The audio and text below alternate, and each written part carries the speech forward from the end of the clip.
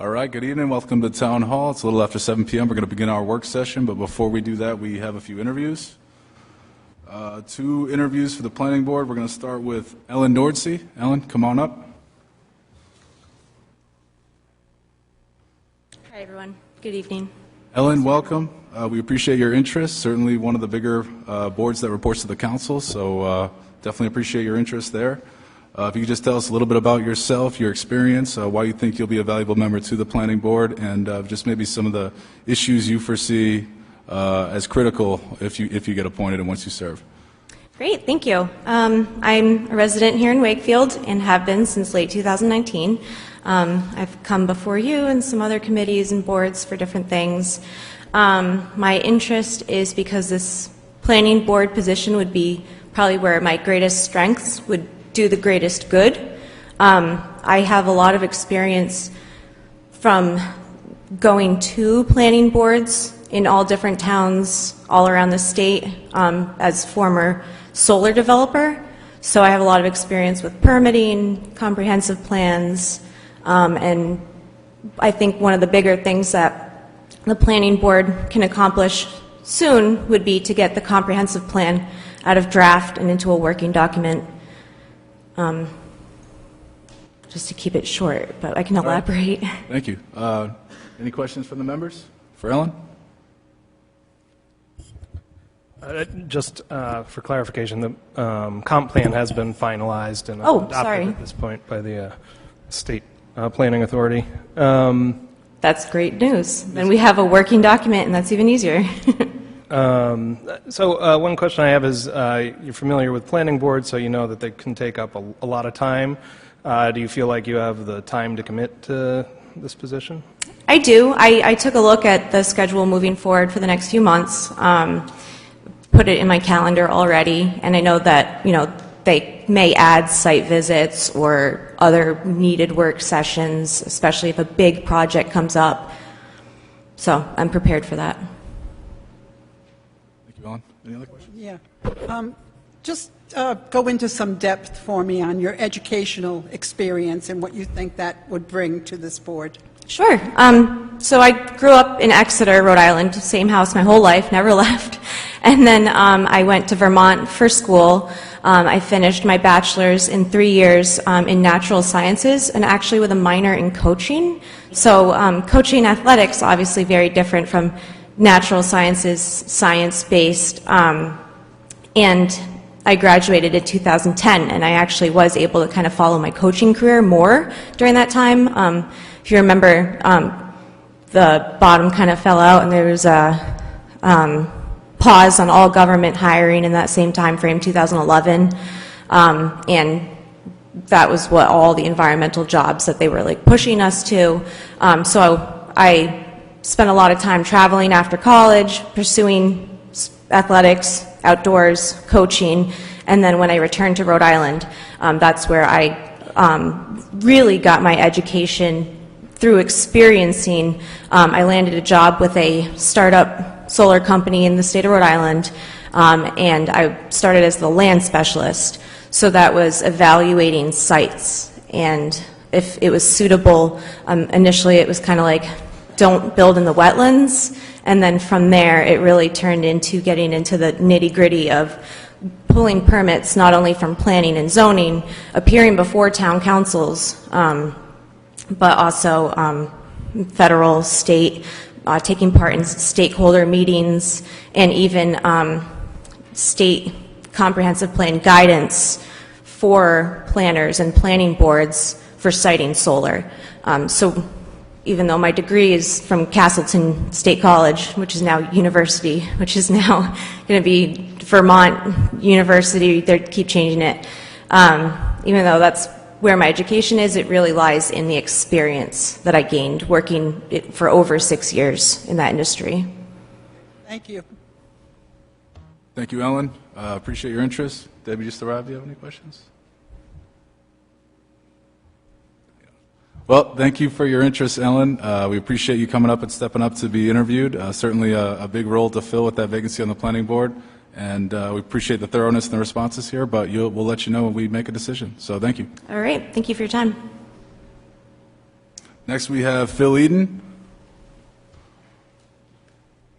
Hey, everybody. Phil, welcome. Appreciate your interest. Again, just a similar line of questioning. If you could just sort of tell us a little bit about yourself, your experiences, why you think you'll be a valuable member to the planning board. Then again, any issues that you see as critical that the planning board faces going forward. Sure. Excuse me. So my name is Phil Eden. I grew up in South Kingstown, attended South Kingstown High School. I'm a homeowner in Wakefield. In terms of the issues I see as most critical for the planning board, it's got to be housing costs. I think that I was very lucky to buy my house in 2018. I could not afford to buy in this town today. Most of my friends can't afford to buy today. And I think we face a real challenge as a town, because if we just develop wherever, the only solution to housing costs is going to be building more housing. But we can't do that just paving over our open spaces and turning SK into Warwick. So I think we need to be really careful about smart, dense development downtown. Which is why I love the comprehensive plan. I didn't read all 393 pages, but I did read a lot of it. And in terms of what I bring to the table, I don't have a lot of experience like Ellen does in terms of planning and building, but I do have a lot of experience in facilitating, bringing different interest groups together, getting to the heart of what different people's interests are, trying to forge a consensus, and in campaigning and communicating a message to the public. And I do think we have a big trust deficit on all levels of government, and unfortunately on the town level as well. And I think one thing I would bring to the table is an ability to communicate, hear different people's perspectives, and make sure that we're outreaching to the public when we're making decisions. Excellent. Thank you, Phil. Any questions from the members for Phil? Just the same question, Phil. Your educational background, explain to me where that lies. Yeah, so I graduated from South Kingstown High School. I went to Cornell University and have a bachelor's in government. And then my work experience, I worked for a labor union, a healthcare workers union for 10 years, where I did a lot of contract negotiations, mediations, things like that. Thank you. Any other questions from the members? Abel? That's the same question that I asked Ellen. It's a big time commitment to serve on the planning board. Got a young family. I imagine that'll be a challenge, but are you ready for it? Yes. Thank you, Phil. Any other questions? Just to apologize, having a family emergency at home, and apologize to you and Ellen for not being here to listen. Just my opinion about how important this planning board position is. I think it's more important than any other position that we have in the town, more important than even the town council, because the decisions that the board makes really impact the community and how it looks for all of us for years to come. So I regret not being here, and I apologize to all of you, but I just feel like that for both, whoever is appointed, that position just has such great responsibility. And people say, how do projects happen? Because it went through the planning board and it got moved all along in that way. So I take this super seriously, and I just want to apologize to all of you again for not being here on time. Sorry. All right. Well, thank you, Phil. Appreciate your interest. And we should find out sometime in the near future, and you will know when we make that selection.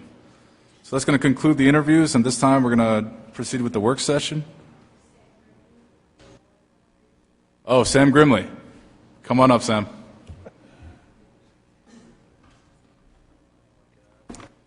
Good evening, Councilmen and Councilwomen. Thanks for having me and for the opportunity to be reappointed to the Waterfront Advisory Commission. Welcome, Sam. Appreciate your interest in being reappointed. We know you do good work. You know you have a background in that area, so we're thankful for your service. And if you want to tell us a little bit about the challenges you've faced, some of the accomplishments the board has had, and just sort of detail that to us, so we're sort of understanding where things are there. Sure. So I think one of the biggest accomplishments that since I've joined the commission that has happened is we are currently going through the process of updating the harbor management plan.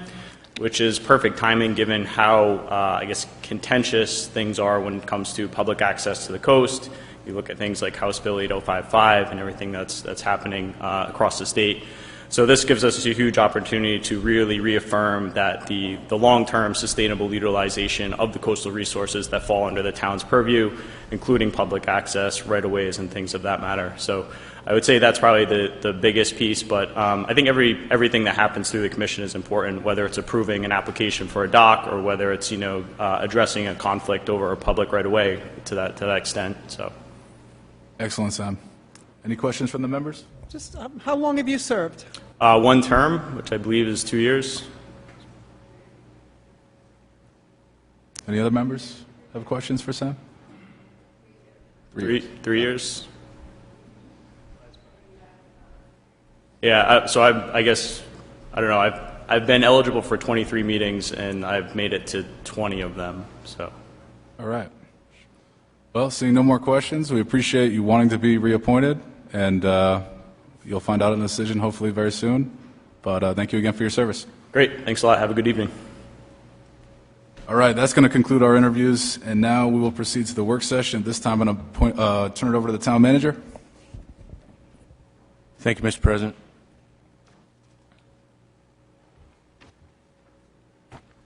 We'll go directly to licenses.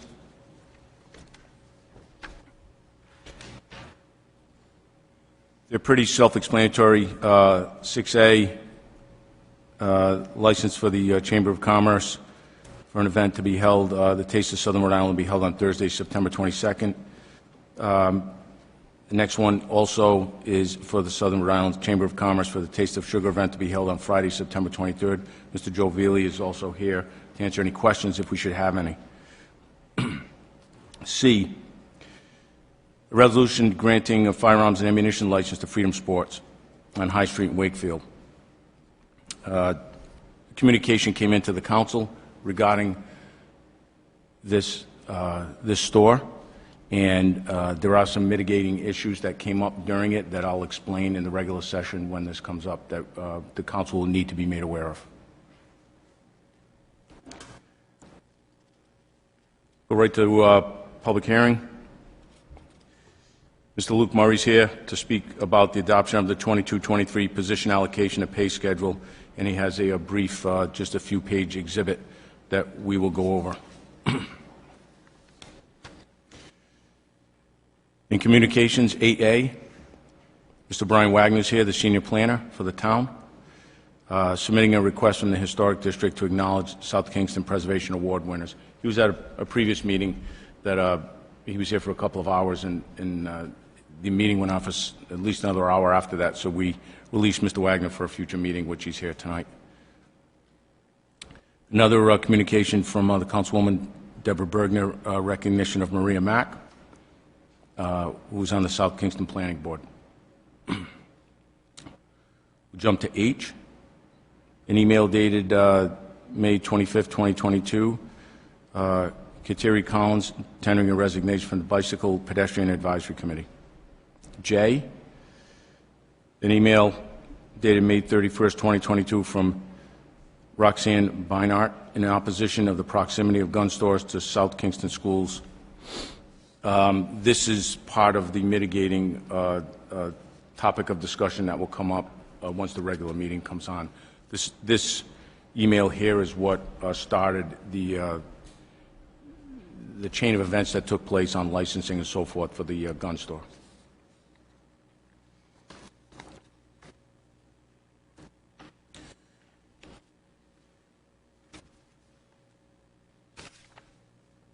Go to 8N.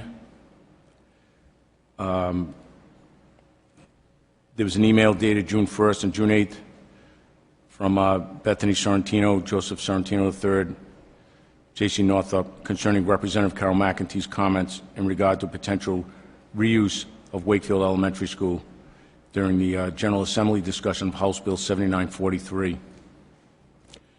I've spoken to the representative at least 3 times, have researched this thoroughly, and we'll be able to discuss this with the council during the regular session. O, an email from Stephanie Moss, concerning property revaluations at Roy Carpenter's Beach. This has been an ongoing issue that we will once again discuss tonight.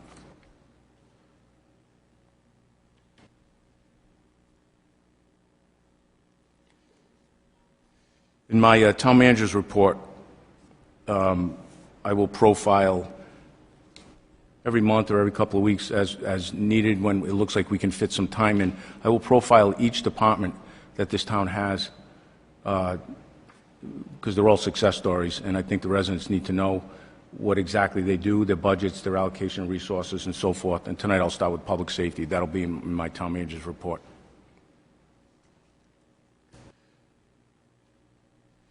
In the town solicitor's report, a presentation, discussion, and potential adoption of the proposed town flag policy. At that time, I will turn it over to the town solicitor, Amy Goins, who's here tonight. Mr.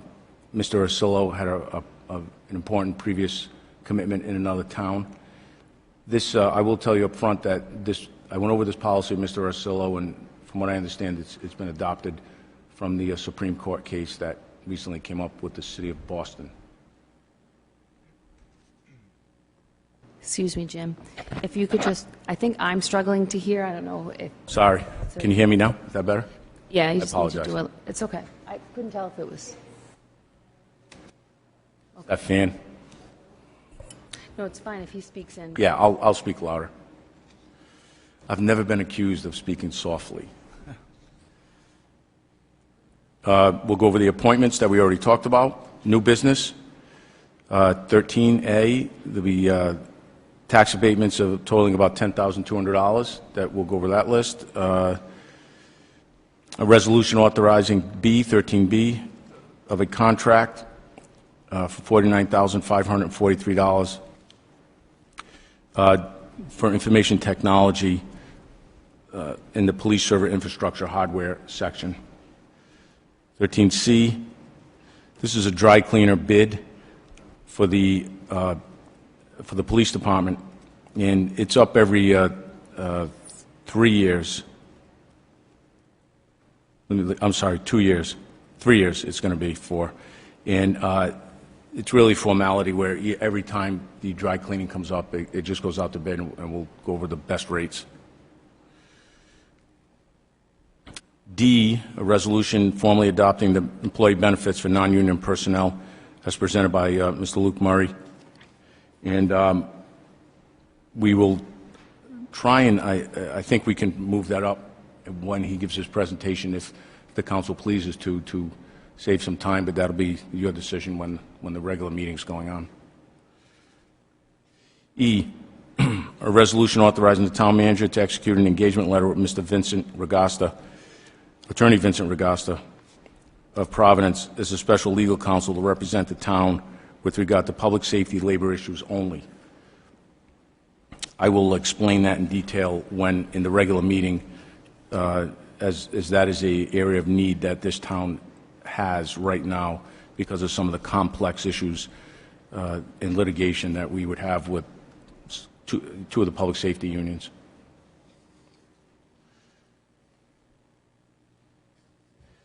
G, self-explanatory. We spoke about that about a month ago. H, sidewalk improvements. And I is, once again, is a contract for term life insurance that the town provides to its employees. Currently, the town provides about $50,000 in life insurance to each town employee. They can purchase more if they like, but it goes out to bid. And if there's any questions, Mr. Luke Murray's here also to discuss that. That's about it, Mr. President. All right, thank you, Jim. Any questions from the members for the manager at this time? All right, seeing none, we'll take about a 10-minute recess before beginning the meeting at 7:30. Thank you.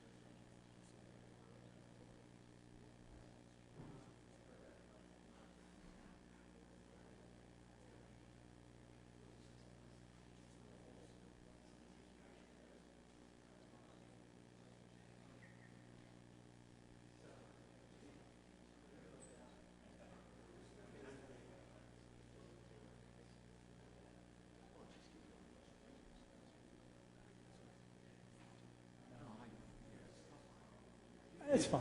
I don't mind it, you know. Sometimes it's good. Yeah.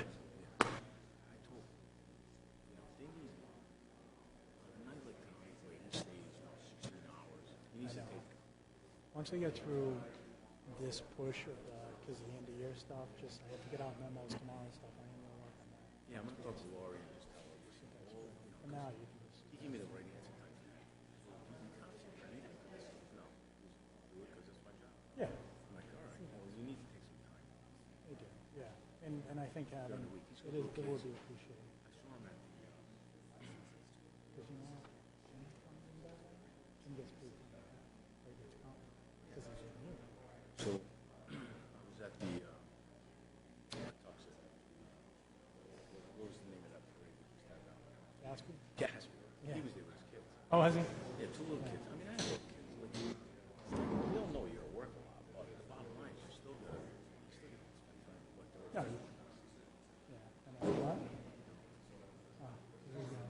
So I don't think that's going to help, but It makes them feel better. whatever makes me feel good. I told them, I was like, I was trying to get the area, but I'm going to talk to Mark again. It's like,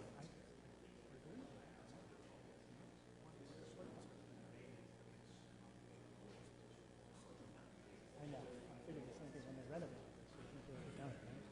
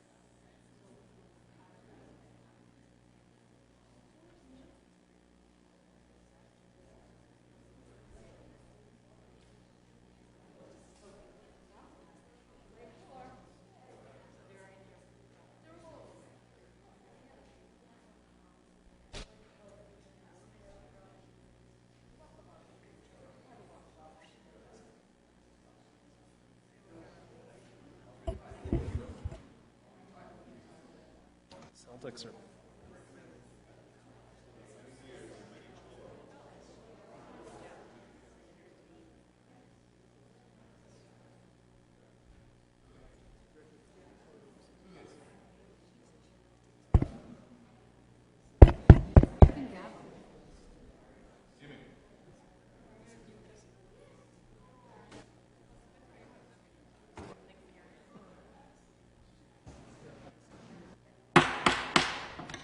Good evening. Welcome to Town Hall. It is Monday, June 13th, around 7:30 p.m. This is a regularly scheduled Town Council meeting. First order of business is the pledge to the flag.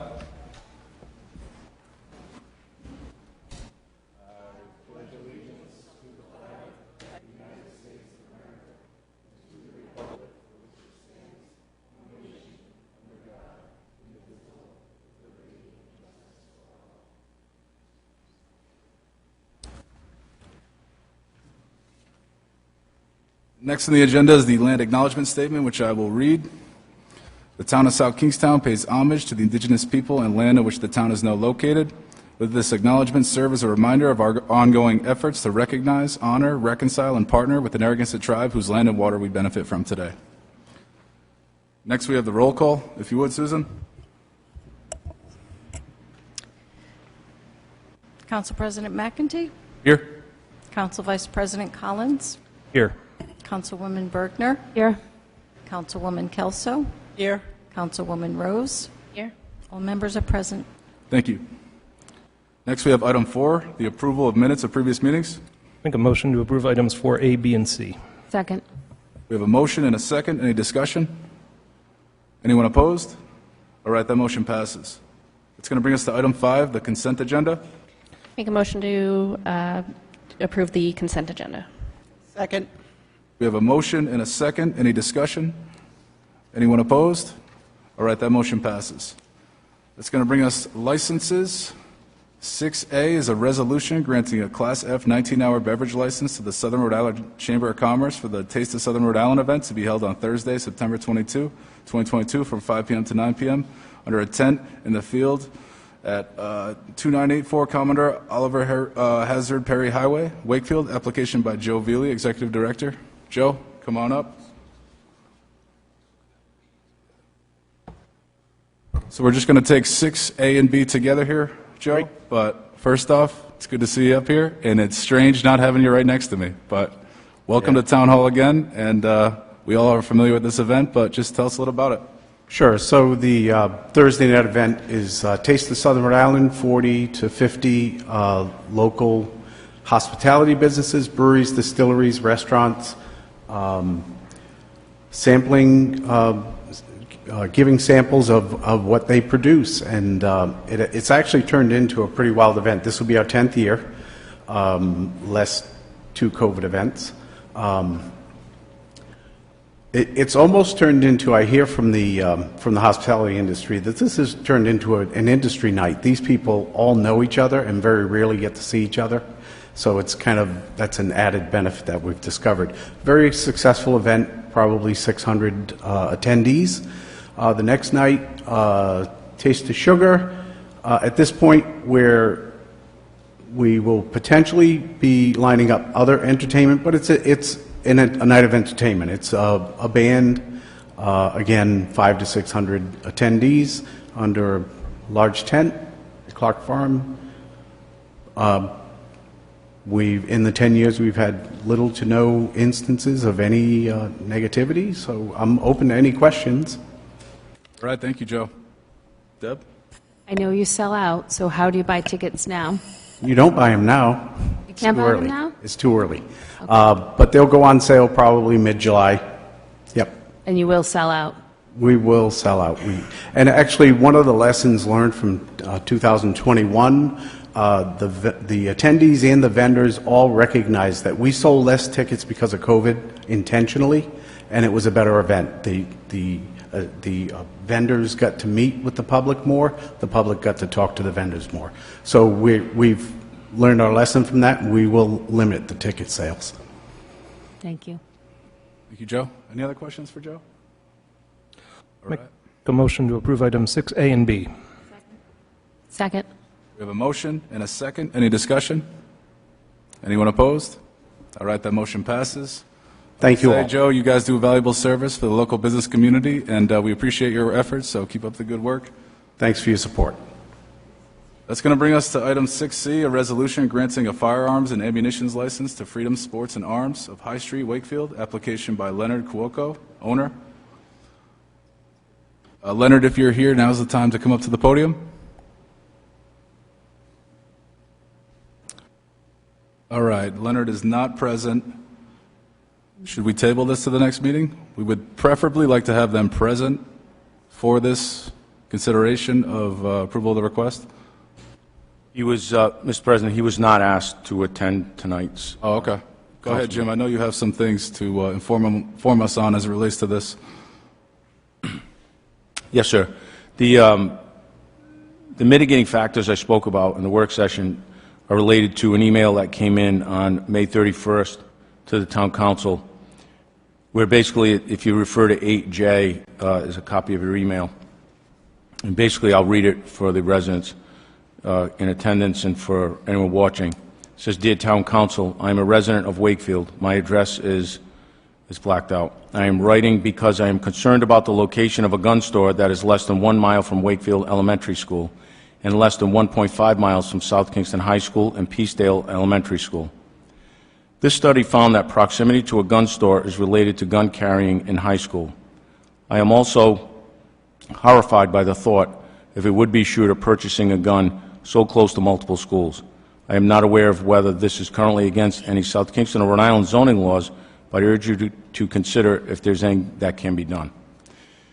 So this is what precipitated the question of, I had Jamie Gorman, who's our building inspector, research, was this store violating any zoning laws, any type of ordinances or laws, whether they were South Kingston ordinances, state law, or federal law.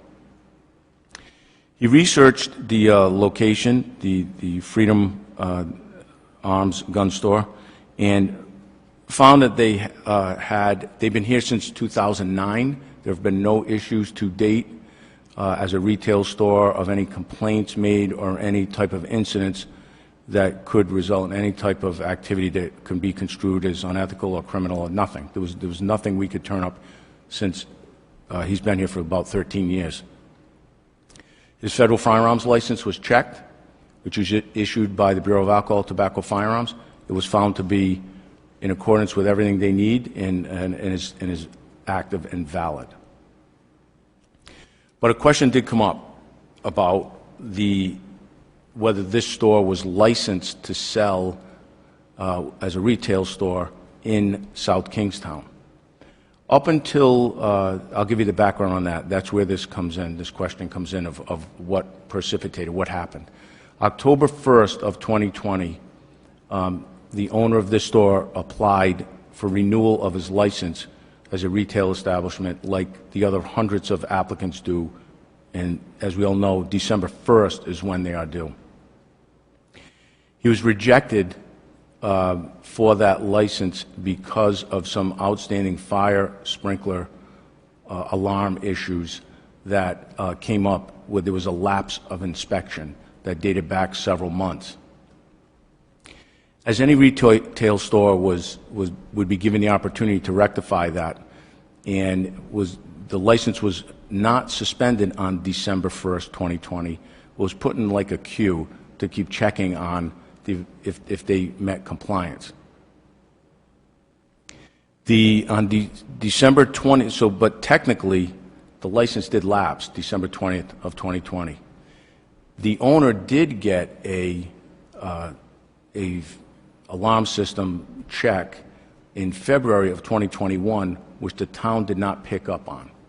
So he submitted the paperwork to get his license renewed with the appropriate checks, and they're required twice a year in February of 2021.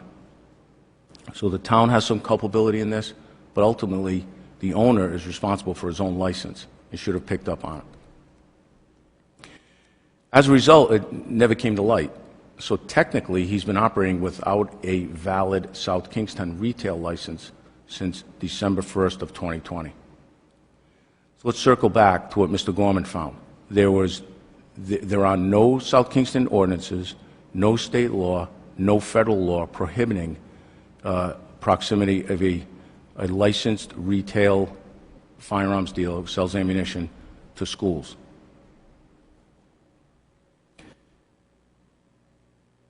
So that is, I know it's a complicated story to tell, but that's basically where we're at, and I wanted to, in full transparency, bring it to the council before you either approve it or disapprove this request. Thank you, Jim. Any questions for the manager as it relates to the timeline there? So if you could please explain to me the retail license. We, as a town, issue a retail license, but it's a holiday sales license we issue, correct? We don't issue. Explain to me what we issue. The gun store has a license to sell firearms and ammunition. That is issued by the town. Correct. Then he has a retail sales license that's issued by the state as well, correct? And a federal firearms license. Are the other licenses in compliance, the state and the federal license? Yes, they are. Yes. So I guess my question is, what would prohibit us from not issuing this today? We should be issuing this today if he's in compliance with everything else. Feels like a bookkeeping error sort of to me that happened in February of 2021. I think you're right on that. Unlike some other categories of licenses where the council has some more clearly laid out discretion from applicable state law, I would characterize the local licensing requirement as more of a housekeeping statute. In other words, it doesn't prescribe factors for the licensing authority to consider in determining whether to issue the license. The statute really just empowers the local licensing board to grant the license. Thank you. And Amy, just to follow up on that, we would have no basis for denial of this request at this time. If that were challenged, we would likely lose, and they would get what they were seeking here. That's my opinion. Thank you. So, at this moment in time, has the firearms owner, shop owner, complied with all the necessary things? So he's all squared away? Okay.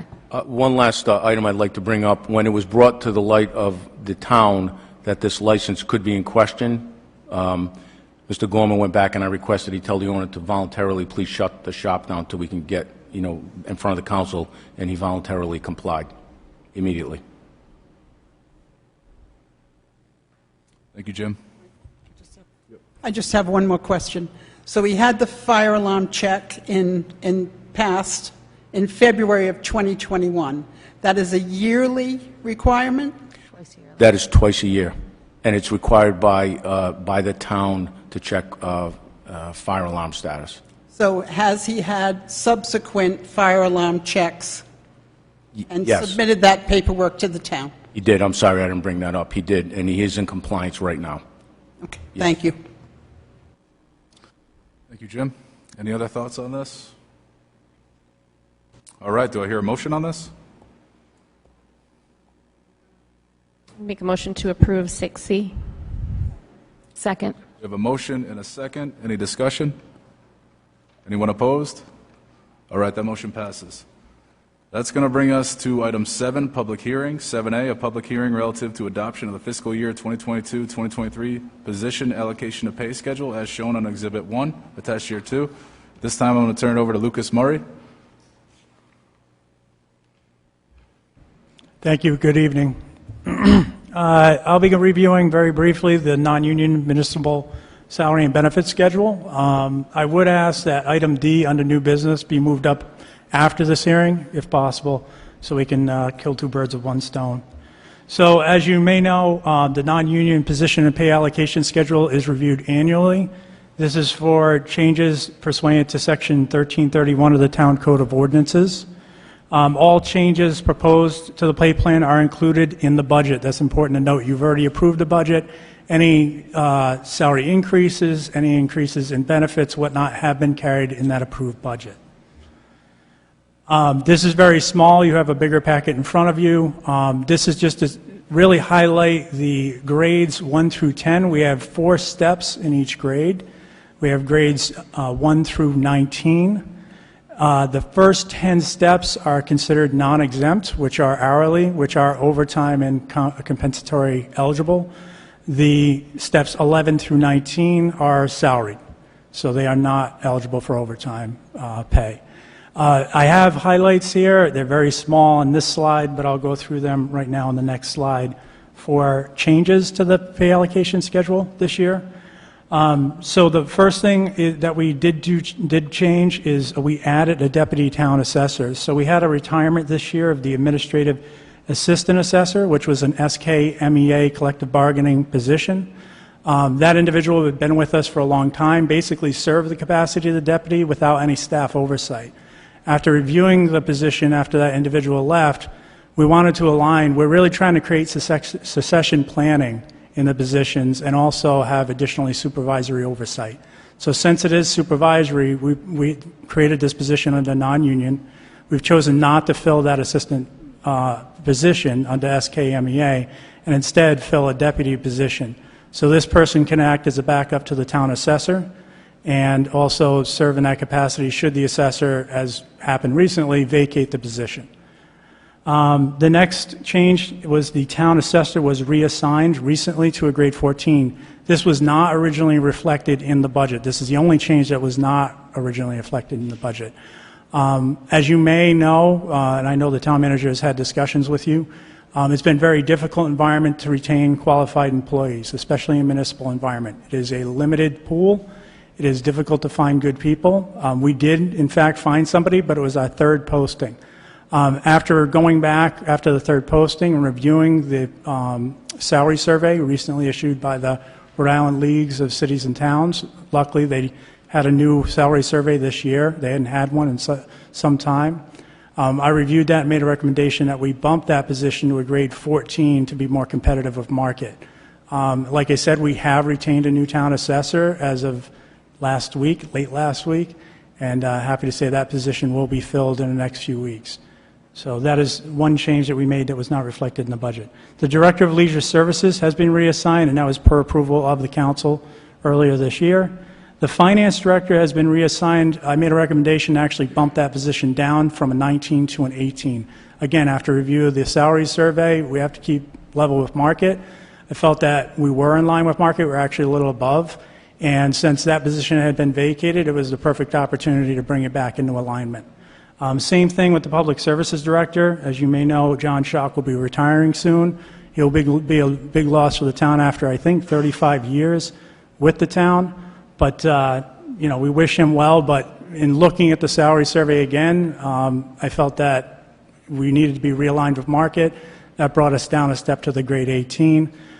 We are interviewing this week for that position, and we should have a selection on that soon. So that'll be to hopefully have overlap with John Schock to kind of wean in that position. That's an important position for the town.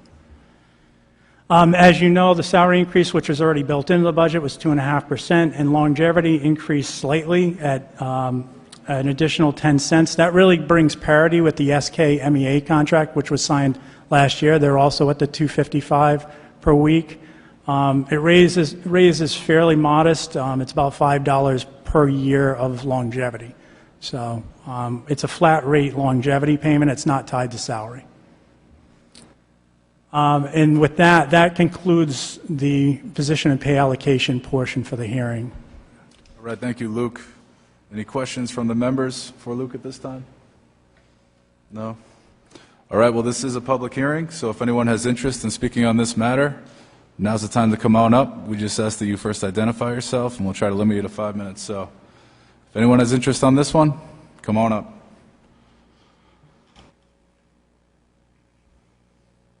Seeing none, I'll entertain a motion to close the public hearing. So moved. Second.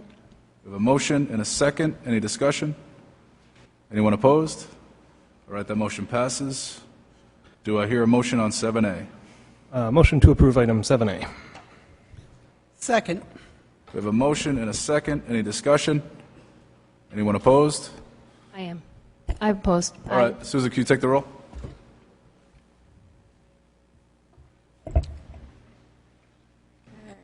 Councilwoman Bergner. Since this is all of the pay plans presented together, and there I have some issues with some of the changes, I'm voting no. Council Vice President Collins. Aye.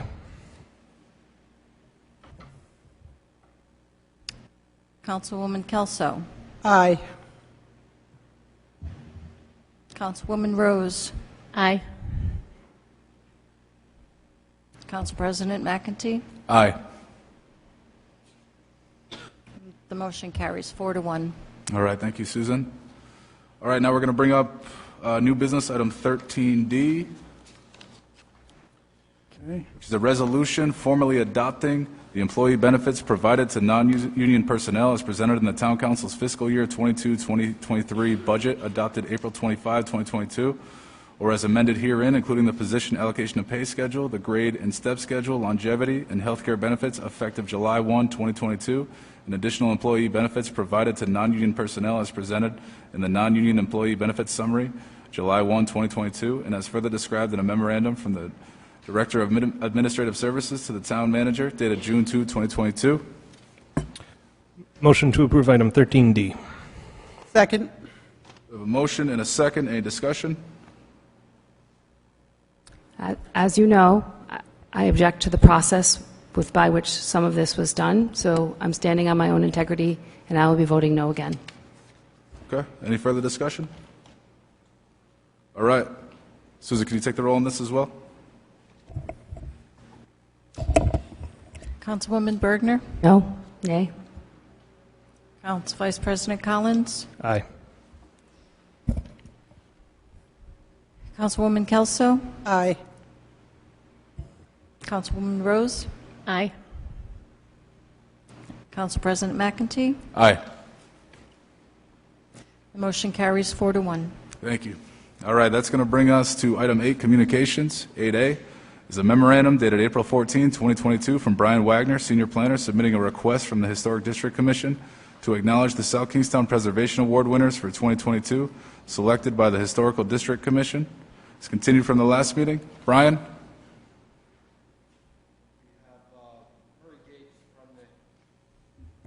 Murray Gates from the Historic District Commission will do the presentation for tonight. Excellent. Maury, welcome. Yeah, hi, good evening. Nice to be here. I'm, as Brian had said, representing the Historic District Commission, and in lieu of Shantia Anderhagen, our chair, who wasn't able to make it tonight. In fact, I only found out earlier today, so bear with me. I'm going to read from a script. That's all right.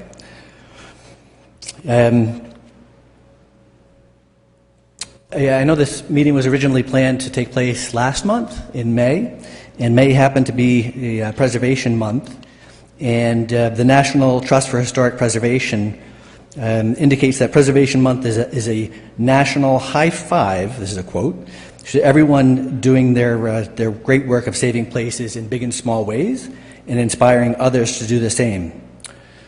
Since 1973, when President Richard Nixon signed a resolution into law, local preservation groups, state historical societies, and business and civic groups across the country celebrate Preservation Month through events that promote historic places and heritage tourism that demonstrate the social and economic benefits of historic preservation. Here in South Kingstown, the town-appointed Historic District Commission works year-round to ensure that our community's architectural, historic, and cultural resources are understood, recognized, and preserved. And in celebration of this year's Preservation Month, the HDC has identified 6 local historic preservation projects that merit special recognition from the town, through citations being handed out by the Town Council this evening. If the owners are here, as I kind of read through the awards that pertain to their house or their project or their building, please do stand and be recognized. So for South Kingstown's 2022 Historic Preservation Awards, we're going to start with a residential award for the Benjamin Franklin Carpenter House. As you can see on the screen here, the project owner was Kevin Diamond from the architectural firm Providence Architecture, and the current owners are James and Loria McKelvey. The Preservation Award recognizes the spirited restoration of the Carpenter House, a single-family dwelling in Wakefield, with its steeply pitched gable roof and facade portico featuring decorative barge boards and peaked entry door and surround. This is the best example of Gothic cottage architecture in town. You all probably recognize it. This restoration project retained the majority of the small building's character-defining features, including wood barge board and the trim around the doors and windows. So great thanks to both the project owner and the current owners of the building in a wonderful project. Next, we have an award for commercial rehabilitation. And this goes to Jim Walsh, the owner of Stedman's Bicycle Shop, and its annex, which you see on the screen there. Coincidentally, or not coincidentally, because Jim cares about the architecture in the community, in previous award cycles, the HDC did award his restoration of the principal building on the corner at Columbia Corner. The Preservation Award recognized the rehabilitation of a former single-family dwelling, most recently home to County Auto Supply. Upon the closure of that longtime local business, Jim Walsh purchased and rehabilitated the building for use as an annex to Stedman's Bicycle Shop, located next door. This rehabilitation project retained the overall form and materials of the original residential building, while modernizing the street-facing storefronts, ensuring continued commercial use of the building. So again, a great congratulations and thanks to Jim Walsh. I don't see that we have Jim here tonight. Next, we go to a very exciting project, and again, if you've had a chance to visit Shepherd's Run since it's reopening, you'll notice that it too is a great example of architecture that's been preserved in our town. This award of adaptive reuse goes to Ryan Schoen, the owner and project architects, Centerbrook Architects and Planners. This Preservation Award recognizes the adaptive reuse of a large and significant residential complex off Route 1 in Wakefield. Designed by architect Thomas Pym Cope and constructed in 1933, Shepherd's Run is a Norman Romanesque building set on 36 acres of land with gardens, designed by well-known landscape architect Beatrix Farrand. The property has been used as a private residence, a seminary, and a private boarding school, and with its recent purchase and rehabilitation, is now a destination estate winery, resort, and event venue. This adaptive reuse project preserved the historic exterior architecture and modernized interior building systems to increase efficiency and reduce waste. So a great thanks to Ryan and the project architects in this case. Next, we go to residential architecture, a home, again, that you may recognize because it's on a well-traveled thoroughfare in the village of Kingston. And this goes to the owners, Gilbert and Elizabeth and Dahlia, who own the Hagedorn House and its fence, which is the subject of this particular award, located at 2563 Kingstown Road. The Preservation Award recognized the reconstruction of a previously existing historic wood fence along the property boundary and a budding sidewalk in the village of Kingston. Reconstruction is the recreation of a known architectural or landscape feature based on physical or documentary evidence that ensures that the new architectural feature matches the previously existing historic feature nearly exactly. And this is a testament to the small details in our town's architecture which really make a difference. Let's see. Our next award goes to a legacy business. This particular building, also probably recognized by a lot of gift givers, is owned by Jeffrey Green from Peter Potts Pottery, which is located at 494 Glen Rock Road. This Preservation Award recognizes the 7-decade operation of Peter Potts Pottery, established by RISD graduates Oliver and Elizabeth Green in 1948. In 1954, the Greens moved their Providence-based pottery operation into to mid-19th century Glen Rock Mill, a former woolen and grist mill. Peter Potts Pottery mid-century designs were immediately popular and remain so to this day. The company's website states it well. The greatest testament to their designs are the thousands of people across the country who use and cherish their collection of Peter Potts pottery. A true gift in our community. Finally, we've got an interesting award to go for an enhanced view shed. So this, unlike the other awards, isn't going to an architectural structure. It's actually going to what you see here is a view onto the Riverside Cemetery and the Saugatucket River. And this award goes to the owner of Green Line Apothecary, located at 245 Main Street, Christina Procascianti, and the landscape contractor Lineage LLC. This preservation award recognizes the scenic overlook of Wakefield's historic Riverside Cemetery from the new location of Green Line Apothecary.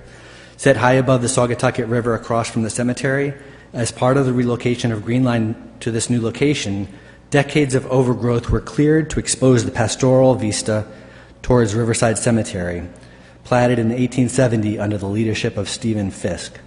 Not noted here, but an interesting fact, Stephen Fisk, who we all know as Fisk's Flat from Peacedale Flat, not only was he the leading shareholder, he was the first inhabitant of Riverside Cemetery, the first guy to get buried there. I don't think he planned it that way, he just happened to die very early. So, on behalf of the HDC and the Town Council, let's thank those folks who may be in absentia today, the property owners and the project owners for their important individual contributions towards preserving the history of South Kingstown. And thank you very much for your time.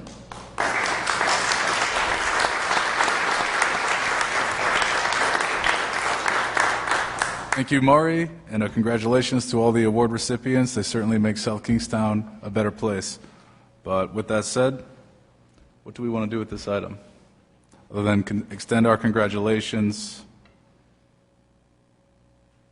And should we place this on file? I'm not quite clear on, are they notified that they received these awards, Brian? Yeah, they were all notified. They were here at the last meeting that we had, and many of them were unable to attend tonight. So we have plaques prepared for them, and they will be distributed to the owners. Excellent. Oh.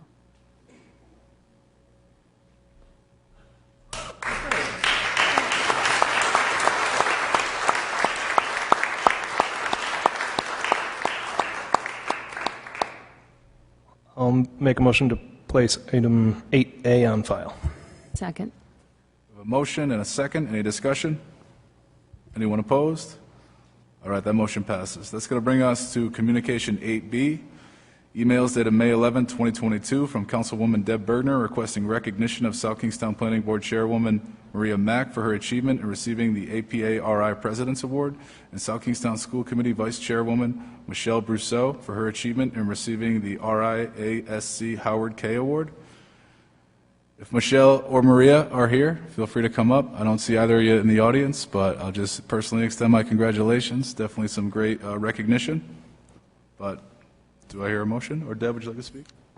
Well, Maria has served on the planning board for over 20 years, so when she's getting this award, it's a pretty big deal, and I recognize all her hard work.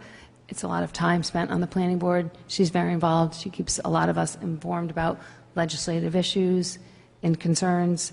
I just wanted to recognize her for all her good work and always helping us by providing us with information that we can use to make the decisions that we need to make. And I know that Michelle also recently got that award in May when I wrote the email, and just want to recognize her for her service. You know, she's currently the vice chair of the school committee. She's served for 8 years, and it is recognition for a lot of hard work and effort that Michelle has put in over that time. So I just wanted to stop in May and pause and recognize people that serve in a good way. Excellent. Thank you, Deb. Any other thoughts? Abel? I just, are you asking that we pass like a resolution at a coming meeting, or just that we had this on the agenda? Letter congratulating them. I was thinking a letter of congratulations, that we don't need to do that. I just wanted to recognize, the community might not know that Maria got this award, and we're very lucky to have someone so dedicated to planning issues. So just a kind word back to Maria was all I was looking for, and the same with Michelle. All right, I can certainly attest to the passion both of these two share for the respective boards that they serve on, and no surprise here that they've received this recognition, so happy to send a letter on our behalf congratulating them. Do I hear a motion? I think you just made the motion that we'll ask staff to send both of these individuals a letter of congratulations. Second. All right, we have a motion and a second. Any discussion? Anyone opposed? All right, that motion passes. That's going to bring us to Communication 8H, an email dated May 25, 2022, from Kateri Collins tendering her resignation from the Bicycle Pedestrian Advisory Committee, effective immediately. I move that we accept Ms. Collins' resignation from the BPAC and direct the town clerk to send a letter thanking her for her service. Second?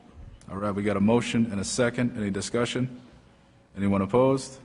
That motion passes. That's going to bring us to Communication 8J, which we've already taken up. I move that we place item 8J on file. Second? We have a motion and a second. Any discussion? Anyone opposed? All right, that motion passes. That's going to bring us to Communication 8N, emails dated June 1 and June 8, 2022, from Bethany Sorrentino, Joseph Sorrentino III, and J.C. Northup concerning Representative Carol McEntee's comments in regard to potential reuse of Wakefield Elementary School during the General Assembly's discussion of House Bill 7943, an act relating to towns and cities, low and moderate income housing. J.C., Joe, and Bethany, if you're here, we will have you guys come up. But before so, is there anything, Town Manager, to read into the record in regard to this? Yes, Mr. President. Once the comments were made public, and to me, that Representative McEntee might have made some comments that might have contradicted what was actually going on here in town. I called her the next morning, spoke to her for about a half hour. She freely admitted that she was speaking hypothetically and that some of her comments might have been taken out of context. I asked her if she knew of any plans to repurpose, sell, whatever, of Wakefield Elementary School, or any school, or any property in this town. Her answer was no. She had no knowledge of anything. And neither did I, and I had not heard of anything. That's why I asked her directly. I subsequently had at least 2 more conversations with Representative McEntee after that, just to ask a few more questions on questions that have come to my attention and through emails to the town council. The Representative McEntee asked me to read a statement from her, for the record, which I received about 3 p.m. this afternoon. And with your pleasure, I'd like to read it, please. Yes. It says, "Dear Mr. Manny, my recent comments on the House floor regarding House 7943 Sub-A were in opposition to legislation that would create a state mandate for towns like South Kingstown that have less than 10% affordable housing over their abandoned school buildings, ordering them to repurpose these buildings into affordable housing. I first want to say that I support increasing affordable housing in South Kingstown and do not object to repurposing any abandoned school into affordable housing. I stood up and spoke in opposition to this bill because it would erode local control over municipal buildings. The repurposing of abandoned school buildings has always been a local issue. It should remain an issue that is decided by the Town Council after proper input from the residents of South Kingstown. The best interest of our community is what should control the repurposing of any abandoned school buildings. Further, I have no knowledge of any plan by the town to sell Wakefield School, nor am I aware of a potential buyer. Please be advised that I have not spoken to any of the town council members prior to making my comments. My comments were for the purpose of presenting an example to engage the other 74 members of the House in a discussion and to persuade them to vote against passage of this bill." Mr. President, one final comment on this. I have not heard any type of conversation at this point regarding any of our schools, any of our buildings, regarding any type of repurposing or selling.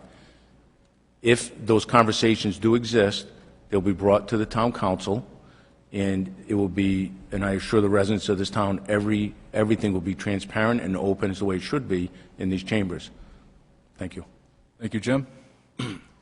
All right, at this time, we will entertain Bethany, Joseph, JC, if you're here and you want to come up to the microphone and speak on this issue. You did send in the communications, so we'll give you the opportunity to come up.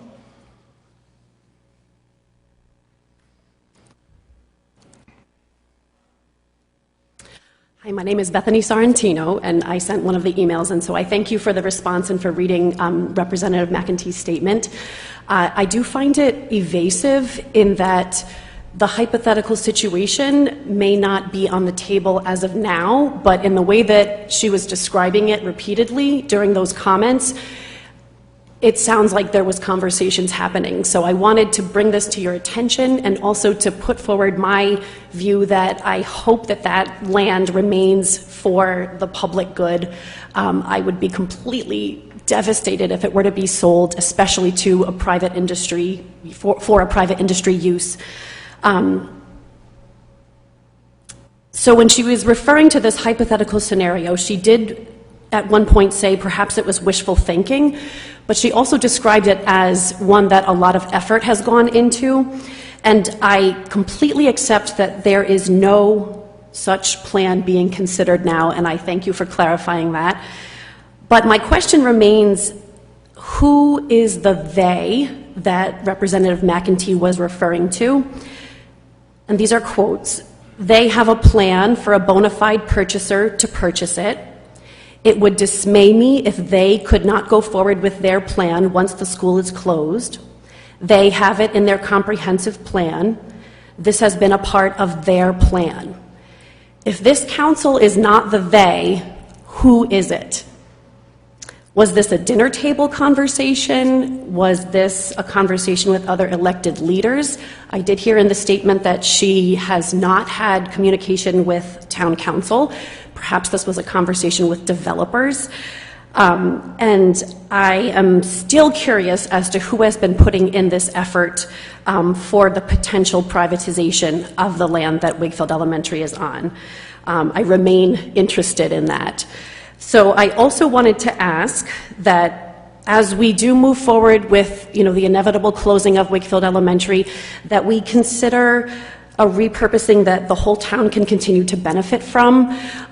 That piece of land is one of, I think, the jewels of this area. I love walking through there with my family, and there's teenagers on the swings, there's elders with their grandchildren playing on the park and in the field, there's bikers heading through. I mean, it's such a community focal point that brings a lot of people together. It's a beautiful area, and I would absolutely be opposed to it ever being sold. I would love to see a community center there, maybe a boys and girls club. So as that conversation continues, I'd like to just put that out there. And I would also ask for each of the town council members to publicly share your position on the potential privatization of the land that Wakefield Elementary School is on, so that voters can take note of where you stand. Thank you.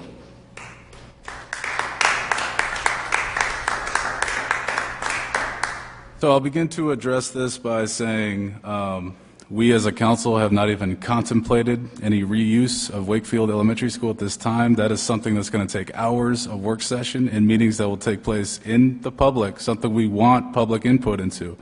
That would never be anything that we would decide behind closed doors without input from the public. We want to engage you. That is a critical piece of land, and I agree with a lot of statements you said. We want to make sure we engage it for the betterment of all interests in town, because that's important. I don't see why us as a council would have interests aside from that. As to my position as to potential reuses of the property, I can't really speak on that. Again, that takes deep study, that takes deep analysis, that takes hours of work session, something the council here would have to dive into with our manager in meetings, well, even multiple meetings, just to even get the ball rolling. So, I mean, I think it's premature to address that. I think, obviously, thought has to go into that at some point, but at this point in time, currently, I can't speak as to what my position is to that. That is something that takes far more consideration than just sort of a thought on the fly. So that's sort of my take. If anyone else here would like to speak on it. I'll speak. So while I do want to say, while I understand Representative McEntee's intent, I hope that this is a lesson that words matter, and how people perceive our words matter. So I hope that that's something that we can all take away from this. As far as the property, I too would like to see that put to good use for everyone in town. I would like to see something that would drive business in Wakefield. I would be against privatizing it at this point. If I had to say something now, I mean, I would be absolutely against that. I think that that's a property that is valuable, it's in a central location, and it should be for everyone to benefit from. Thank you for coming forward, Bethany, and actually raising this issue and letting us comment, because I think that I personally value that question and accountability that you are asking of all of us. So when I look at it, there's at least 3 properties potentially that will become available that the town needs to figure out how to repurpose. And I kind of want to take a very broad view, like, what are we going to do with all 3, and don't focus on one or the other. They should be like a larger master plan. Maybe there'll be different needs for South Road or Curtis Corner or Wakefield. So I don't operate thinking it's what I want. I ran for this seat so that we could all have a voice and speak and give input. So I'm 100% for the longer, larger conversations that we'll have. And I kind of look at it as we have these areas, they're assets, how we best manage them to do what we want to fund other projects. I have no idea, but I'm always thinking about, could we repurpose whatever, South Road in a way that generates money instead of a drain of us paying to keep it empty. So I've heard from the community in different times, they're concerned about that being empty, they're concerned about Wakefield being empty. So do you have a plan, do you not have a plan? Well, we need to do something. Sitting empty is not okay. What they become, I don't know. And then I'm not a state representative. I don't really have an ambition to go to Providence, but I know that they have a very limited time on the floor to persuade, and they're trying to persuade other people to get on board. And I do take issue with someone else telling us what South Kingstown could be like, much like you are saying, please don't, town council, tell me what my town will look like. So I think that her arguing and trying to persuade other members to not pass that so that the towns could decide was a good effort. Maybe the words weren't exactly the way people needed to, we all stumble through that. I don't know, but all I know is the bill shouldn't take our decision-making away from us as a community, whatever the properties will be or not be. We should have input, and that bill basically says, upon passage in October, they become affordable housing no matter what. So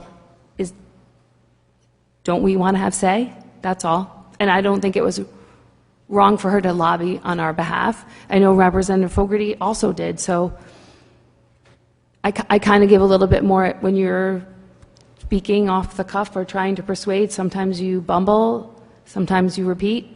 I know I do both of those things, so I'm going to just chalk it up to she's acting in the best interest of our community as a whole, and maybe didn't say it exactly the way it should have been said, but there isn't a buyer. I think that in 2018, when Wakefield was slated to close, during that campaign season, a lot of people asked, what will become of the school, what will become of the school? So you can always imagine and brainstorm what it could be, and that certainly, part of the campaigning or whatever, the people are saying, well, imagine it like this. It's not going to be empty. It's not going to sit all shuttered. So people always talk about what it will be, but there are no plans that any of us have ever had, ever. And we've never had any conversation in any way that's official that repurposes any of those 3 properties at any time.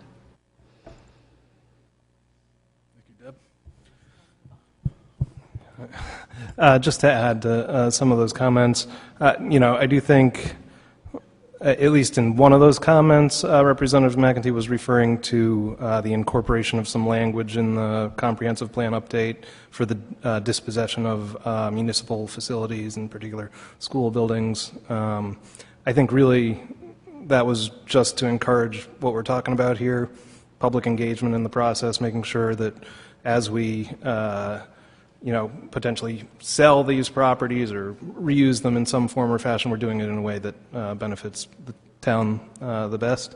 I would say that, I can see a situation in which we might sell it to a private developer. One of the nice things about the town owning the property is we can put in stipulations for any type of sale like that. So we have something of a controlling interest in what that development looks like, which is great. I mean, I could see something like affordable housing being there. I think that would be a good use near the center of town on a transit route. But ideally, hopefully, it's a mix of uses. Some for economic development, some for affordable housing. There's all types of possibilities. All that stuff will be hashed out in a very public manner, I would anticipate. And then beyond that, that's just probably developing sort of the scope of the RFP, and then you get proposals in from developers potentially, and then hopefully, in an open process, we choose the best one. And that's all just the private potential. There's also the potential of reusing it for municipal purposes itself. I think the last time Deb mentioned it was 4 or 5 years ago. Very preliminary discussions, I think, with the planning board here and the town council. We're just sort of talking about the whole Saugatucket. And it looked like Wakefield School might be closing back then, so we were thinking, what's going to happen? I think the town manager at the time thought that there was a good case for municipal use of the building, so that is, something that was at least discussed back then. Certainly, I don't think it's ever gotten to the point where developers have seriously looked at purchasing it. That's... So it's premature for me to make any assessment on what should happen to any of the properties that are going to be vacated. I would very much look forward to the public input. I do want to remind the public that this council has gotten behind the revitalization of the park there. So I do want to reassure you that this council is very much invested in that property. The Wakefield School property. I look forward to seeing what will happen with South Road, right? That's been fallow, that's been vacant for a very long time.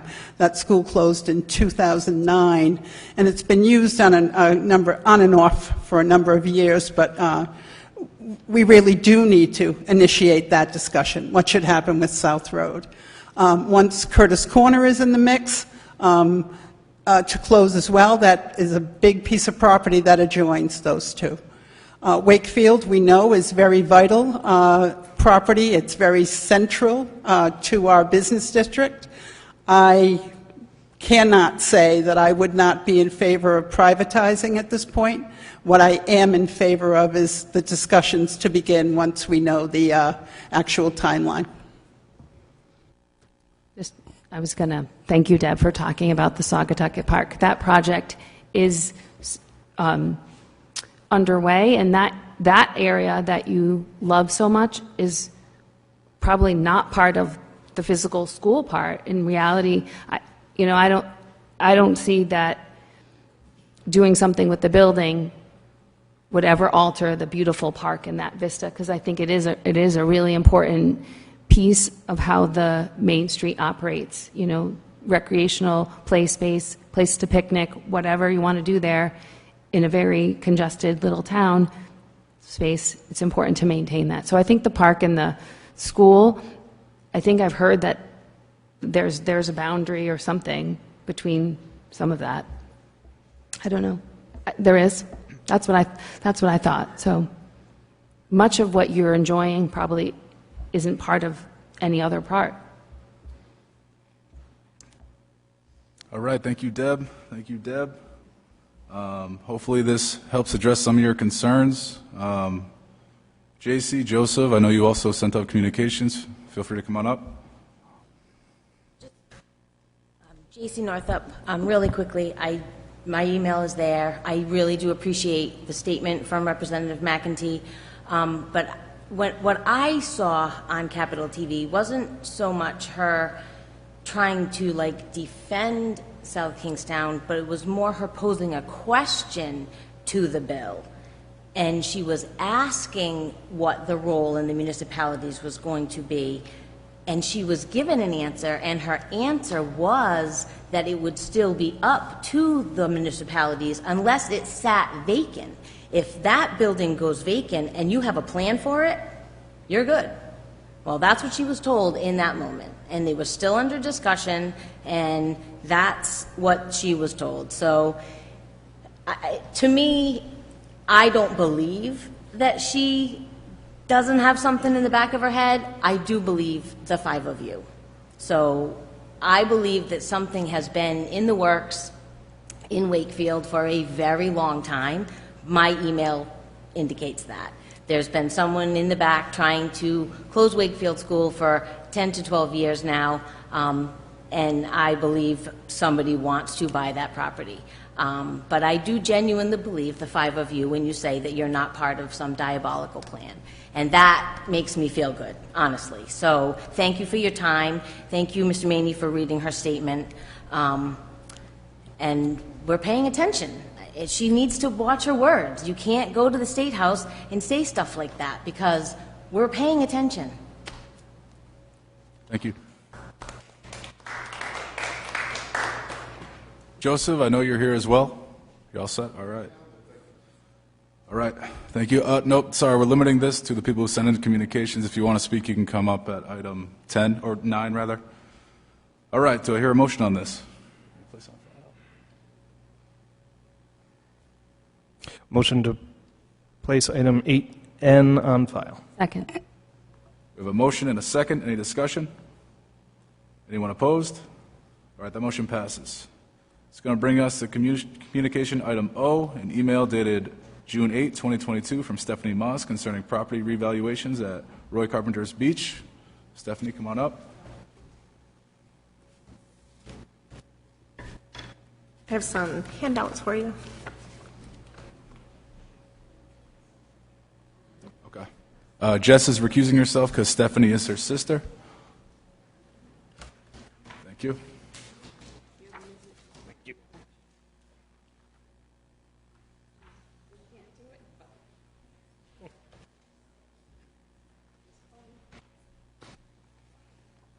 Good evening. It's nice to see you all again. So what you have in front of you, I have a couple of things.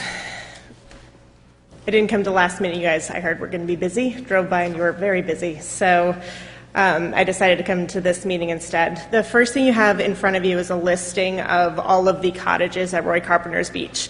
At the May 9th meeting, there was a discrepancy.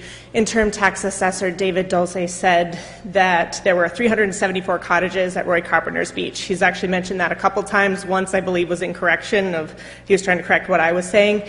There are 376 cottages. I bring this up because there have been a number of discrepancies regarding the property.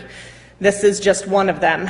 Before, there were 4 that were left off of the assessments regarding these properties. I said I'd kick myself because I had a feeling it would come back to bite us, and it did. Those 4 were found and are now right up at the same reassessment. They were brought through the informal hearing process, and their values are up with the rest of ours.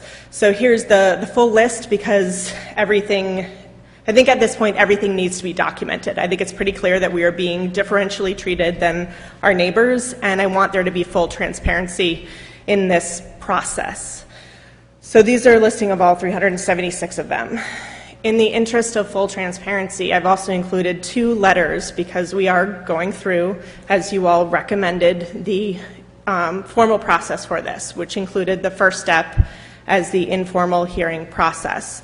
So what you see are 2 different letters for going through the informal hearing process with vision appraisal, which is overseen by the interim tax assessor's office, which has oversight by the town manager and thereby the town council. So we went through 144 of us, as was stated at the May 9th hearing by interim tax assessor Dave Dulce. Again, 144 of us went through this process.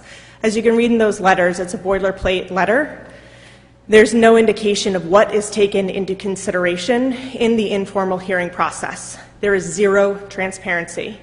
When you look at those letters, one of them is mine. Even though I appealed through this informal appeal process, I have no idea what they took into consideration from what I said and what was not taken into consideration, and there was no change made to my informal appeal. You could consider me lucky. When you look at the other letter that I've provided here, this person, theirs went from $149,100 to $176,200 with no indication as to why. This resident feels that it was based out of retaliation from that they appealed in the first place. Some people saw their assessments decrease $18,000. Some saw them go up $27,000. Some people saw them go up $24,000.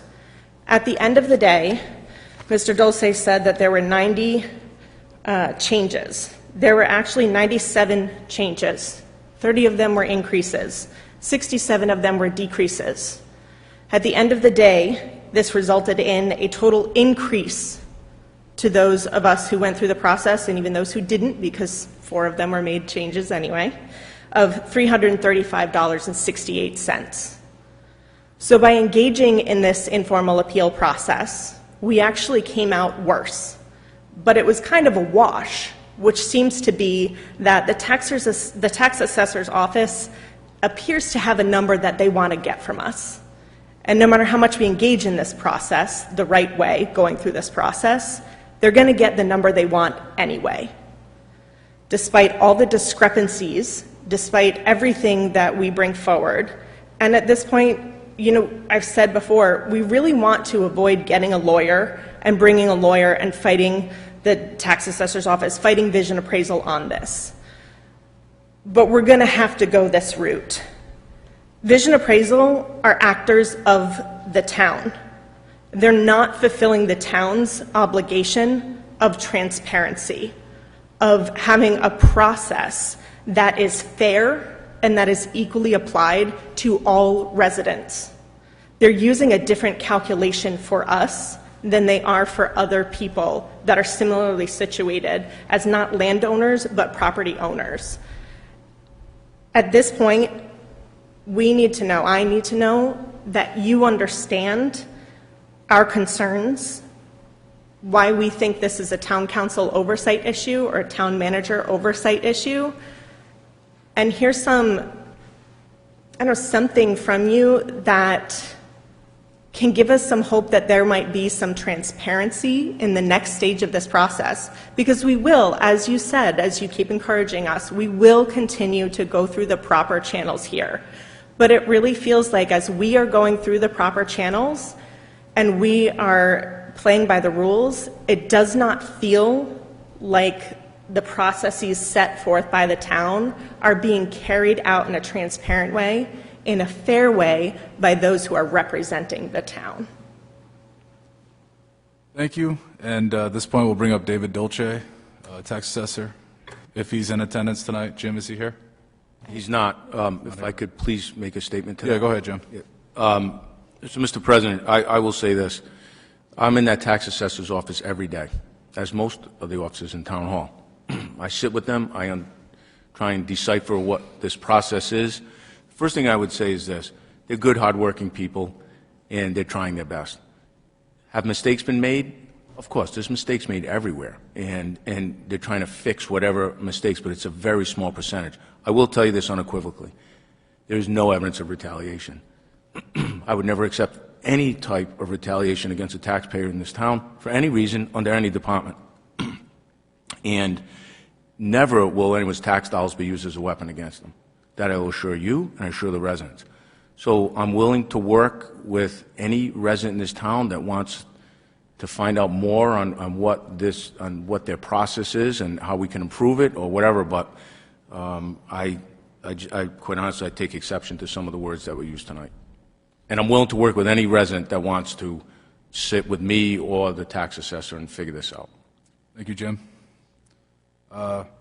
Now, we appreciate a lot of your concerns, but we do have a lot of trust and confidence in our town manager and his ability to oversee his employees, specifically this. He's been our town manager since you first brought this up, and it's been toward his attention. He knows of it. He got involved with it from day one. I trust Jim's assessment. I trust his leadership, his oversight as to the employees underneath him. So I would like to defer to Jim on that, but I do have a question for Amy Goins. As it relates to vision appraisals, assessments, is this something that would be subject to the Administrative Procedures Act, sort of like findings of fact? The process is informal hearings with vision appraisal, then the taxpayer, after the bills come out, can file an appeal with the assessor. That's step one, or step two. That's one of the first steps. Then if the assessor chooses to lower the valuation, they can do that. Then, if the taxpayer is still aggrieved, they can file an appeal with the Board of Assessment Review. That's an open meeting, open to the public, full transparency. They'll vote, and if the taxpayer is still aggrieved, if the board either doesn't change the assessment or doesn't reduce it as much as the taxpayer would like, they have the right to file an appeal to Superior Court. So that's the process that tax appeals follow. So, Amy, when the Board of Assessment Review reviews that appeal, they're looking at a finding of fact in front of them as made by vision appraisal? They are typically what will happen is the assessor will explain the assessor's opinion of value, which is based partly on what vision appraisal, what information vision gathers, and of course always subject to the assessor's independent review and knowledge. So the process is the taxpayer would make a presentation to the board, the assessor would explain his or her opinion of value, and then the board would publicly deliberate and vote on it. Sometimes a taxpayer would come to those meetings with an appraisal to support their opinion of value. Okay. Thank you, Amy. Deb, go ahead. So I guess what's confusing to me, and I appreciate that you went through the process, but I'm sort of curious why if somebody's appealing, and even informal, that they would be then increased. It's almost like no gain or a reduction would make sense, because why would someone go and risk the increase? Like, you did that does happen occasionally because state law requires the assessor to fix the assessment at full and fair value, full and fair market value. So occasionally, when someone files that initial appeal at the informal level with vision, occasionally things are missed when things that had been missed can come to light. Well, that doesn't feel very good. It feels like error on the assessor. The assessment companies shouldn't penalize the resident, but I have a question. Do you know how many people appealed and got the increase? You had you had said it, 30 and 60. 144 informal appeals were made. 30 of them increased as a result of that. That's nearly 30% of the changes that were made. That's not rare. And I do want to clarify, one person said they felt as though it seemed that way. We're not by any means saying that it was retaliation. One person stated they felt that way. So I guess if I knew that you had a 30% chance of, when you appeal, of paying more, I might be reluctant to go. And so when you're encouraging people to participate in the process and it just seems antithetical to the logic I have, that I would probably tell people, well, 1 out of 3, you're going to pay more, and they're going to not appeal, but they should, because that's the process. So it doesn't feel particularly fair to the person who's going through the process. And as I understand it, all of those 144 appeals, the town nets a $335 increase overall. So we spent a whole lot of time. Yes. Yeah. It had to be hours. Vision Appraisal spoke with every single one of those people who appealed. There's something amiss. It doesn't mean that I necessarily agree with. I understand. The process is weird to me. So we know this is just the beginning of the process, right? And I know it feels late in the game to you because you've been living it every second. I fully understand that. I'm going to reiterate what we keep saying to you, Stephanie. Go through the process, right? Go through the process. If 30 people out of 144 got an increase, that's about 1 in 5. And I think the intent there, to me, the intent would be to level the playing field, right? So your next door neighbor's at 170 and you're at 140. Anyway, I can't speak for Vision Appraisal. All I can do is speak for the town's process. And we know this is step 1, what you've been through. There are many more steps to complete. And I urge you to go through the process and look for the resolution you're seeking through those channels. Thank you. I do appreciate your faith in the town manager, and perhaps I will seek a meeting with you, sir, so that we can talk about your role in oversight of this process. I'll be meeting with the tax assessor tomorrow to go over some of these questions that we all have, and we'll get some answers. Thank you. Jim, could you just provide later to us a summary of how many people overall appealed and what the outcome was for each property? Because if it's 144 for Roy's, I know others have done it. I just want to have like an overview summary of what that looked like for everybody that did it. Yes, you'll have that in short order. No rush. Thank you. If it's possible, I mean, I know Vision is the appraiser really of the bulk of Rhode Island at this point, all the largest cities and towns, many of the smaller ones, and they have been for many years. So I wonder if there's comparative data that we can get from other towns, see if we're somehow out of line with what they're seeing.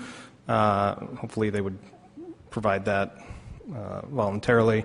I know Roy's is a special kind of entity, but I'm sure there's other similar situations.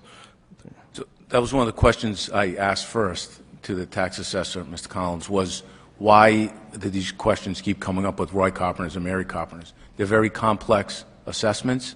There are not really too many comparable places in this state like that. So, but that is a valid question, and that's one I will evaluate and try and get a better answer on. Thank you, Jim. Go ahead, Stephanie. Even if you were to compare us to Mary Carpenter's, as I gave you a couple meetings ago, we are drastically different in how our revaluations have been calculated this go-round. And historically, this happened to us before, and they're using different calculations this time. So you don't even have to go outside South Kingstown to find a good comparison. If you even just look at, there have been sales for similar prices in Mary Carpenter's, Village at Potter's Pond, Jerry Brown Farm, even more so at Jerry Brown Farm. There are comps within SK that you could look at. Vision Appraisal is calculating us differently than these other communities. at an astronomical rate. So you don't even have to go outside South Kingstown. Thank you. All right. So this is an item, so we'll vote on it. Perhaps refer this to the town manager's office. Do I hear a motion? I'll make the motion to refer item 080 to the town manager. Second. A motion and a second. Any discussion? Anyone opposed? All right, that motion passes 4-0. All right, that's going to bring us to item 9, comments from interested citizens. At this point, we'll invite you to come up and speak. We just ask that you first identify yourself, and we're going to limit you to 5 minutes. But Tiger, I want to start with you.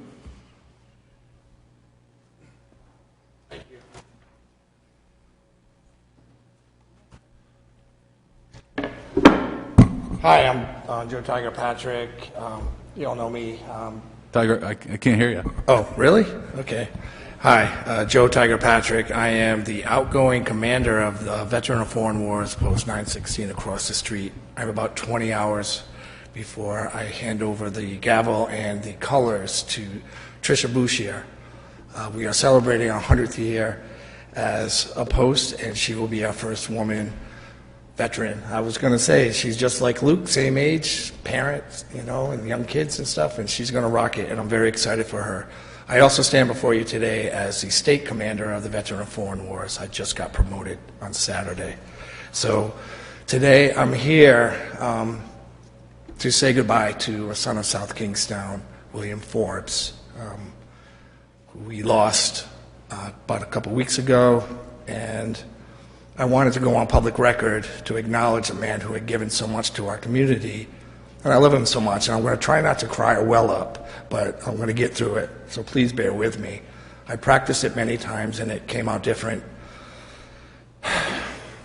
Billy Forbes was born here in South Kingstown in 1934. He went to the Peacedale Grammar School, which is now the home of the Johnny Cake Center on Kersey Road, till 8th grade, and then he graduated in the class of 1952 from South Kingstown High School. I got to be really good friends with Billy from our time together at the Elks through the 90s, after I came back from Desert Storm, and into the early 2000s.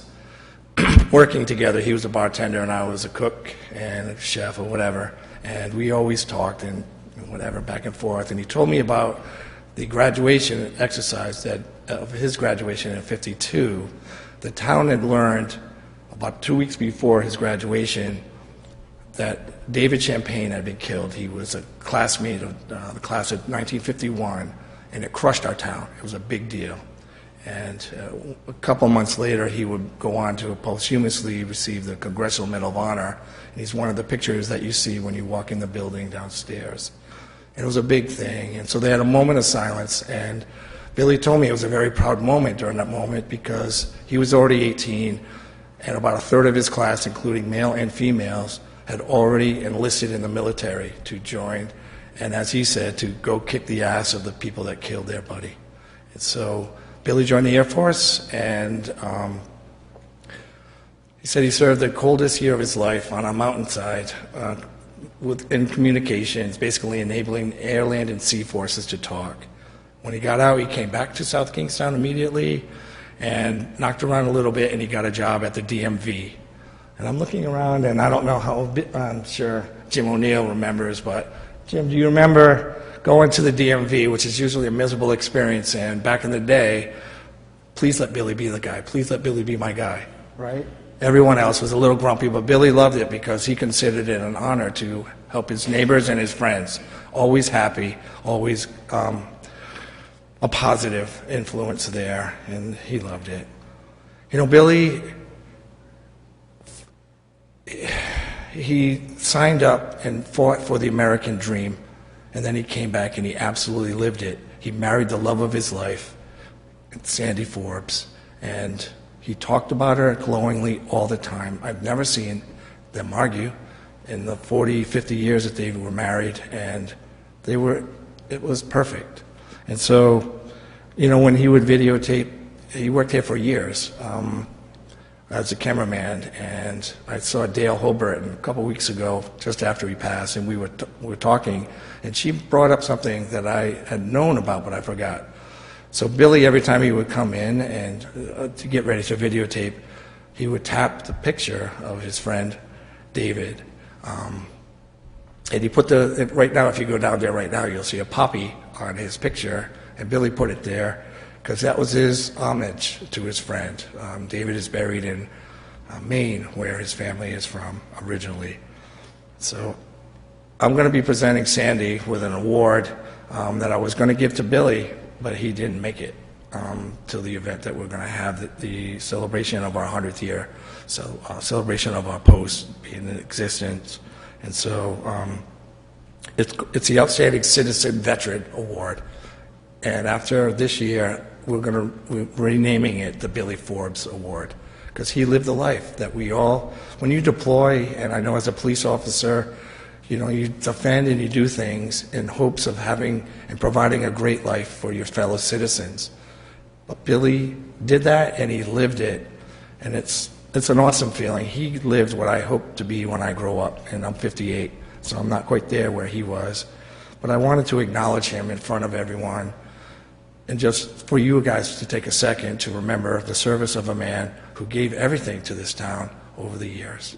And so I guess that's it. And Billy, I'm going to miss you, brother, and thank you for giving me the time to say a few words. Thank you.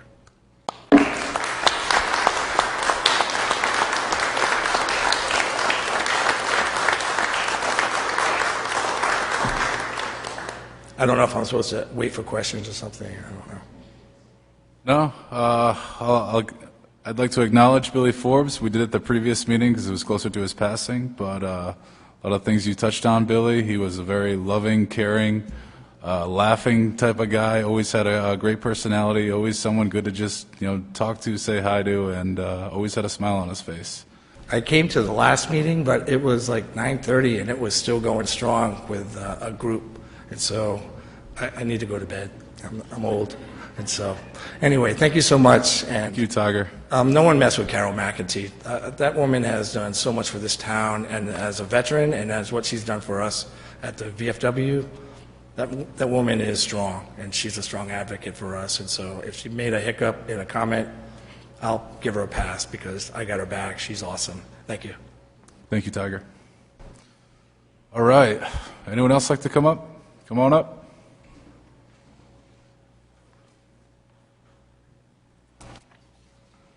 How you doing? RJ Stamp, one of the cottage owners at Roy Carpenters. Most of the stuff Steph already said. How the town's getting $335 more on top of the $300,000 more compared to last year. It's just quite interesting in itself. And she said it looked like someone wanted a specific number from the properties. Who knows? But also in my findings, I found that every single cottage also appreciated exactly 7%, every single one, compared to last year. And that happened to Mary Carpenters too. They went up 12%, compared with the rest of the town actually depreciated 3%, which makes no sense. Usually something depreciates, a house depreciates like it has been in the past 2-3 years, all at the same rate. Why have we not, and why has the town gone down?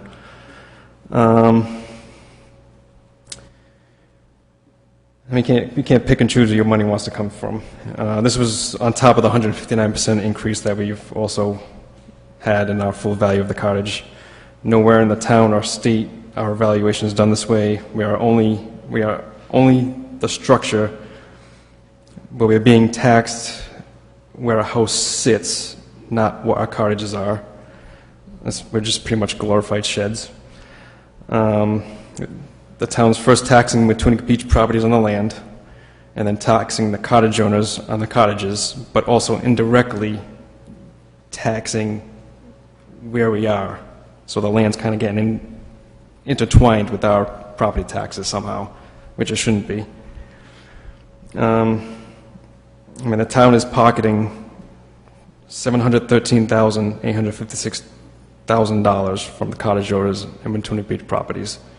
That's the most tax collected from any parcel of land in this town. It's more more than South County Commons. I mentioned this before, more than National Grid. It just doesn't make sense. We use minimal town resources, and we pay for our own fire tax. We have our own security. It's just not fair to any of the 377 cottage owners. I mean, obviously, we would love to talk to the town and tax assessor, because obviously, who wants to deal with 377 people filing claims when we can maybe sit down and work something out before that, save the town money, save the town time. Like I said, we're just going to fight till we have to. Thanks. Thank you.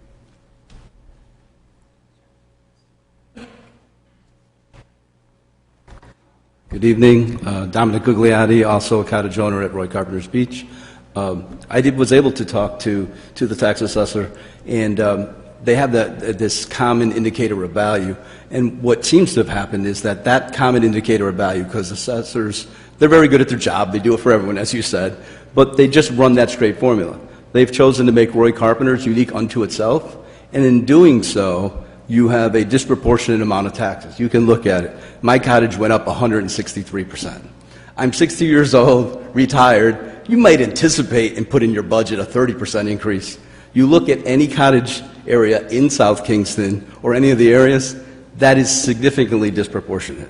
You look across the country, now we have a lot of things going on. So what I ask is, because I know the formula's technically correct, and I understand their value and how they achieve this, but when you need to step back and do a sanity check and then look at if suddenly one entity is being increased close to 200% when all other entities are in that 30%, or if you look at comparable ones and those entities have actually gone down, we are seasonal and we have to be, it is very complicated, you're 100% right. You've actually talked to them, I know, a bunch of times.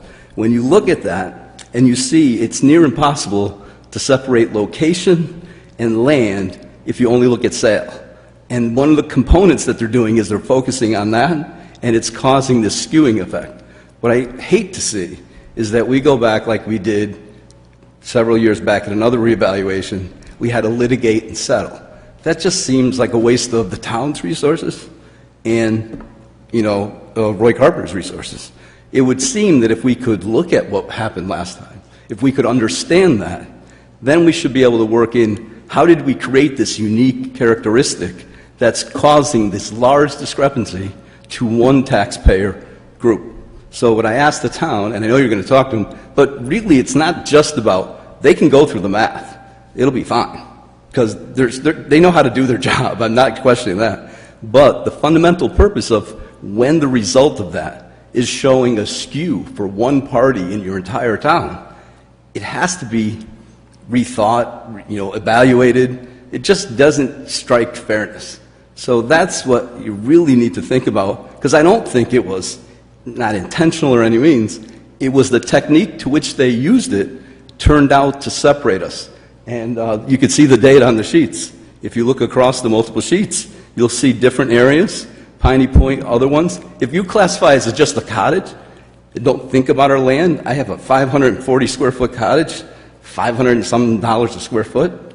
That's kind of ludicrous. So I'm not going to get into that, but I just appeal to you in the evaluation. It's not just looking at the map. It's looking at how they derive that common value indicator and how the end result created a disproportionate amount of taxes going to one community within the town. And I thank you for your time. Thank you. Anyone else like to speak? Feel free.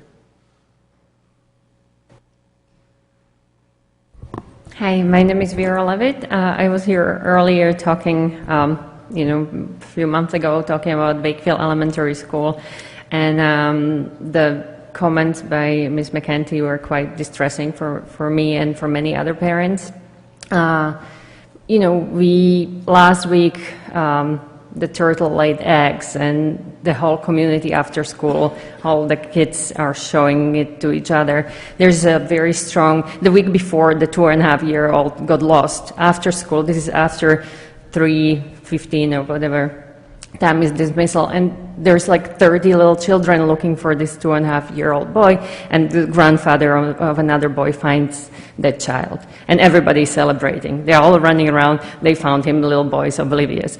And I want to mention it to you because this is the heart of our community, and I know it might be annoying to you that I keep talking about the school, but that's where we should be thinking, this is what we want that place to be. We want kids to celebrate the nature, the river, and I feel like, you know, I said it before, you may think that the property could be developed, but I know it's open for 2 more years as a pre-K, and I'm really hoping pre-K and K that we could keep it as a school.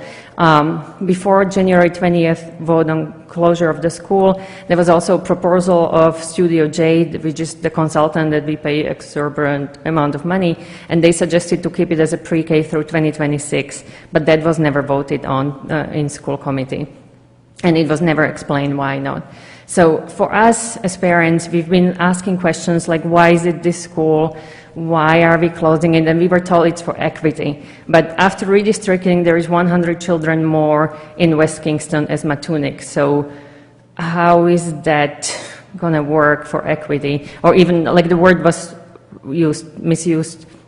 So even if it's equality, that it still doesn't add up. So I also wanted to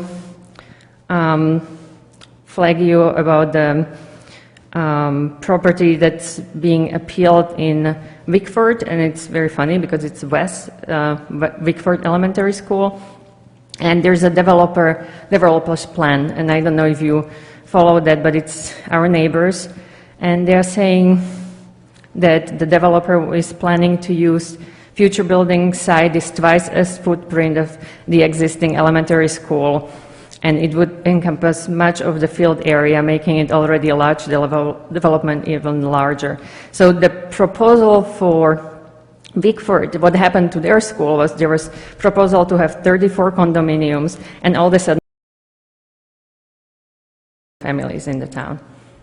So I don't know what question to ask, but I really want the school to keep it as school or keep it as public institution that is going to benefit all the children and all the people in the town. Thank you. Anyone else like to speak? Bob Traeger, come on up.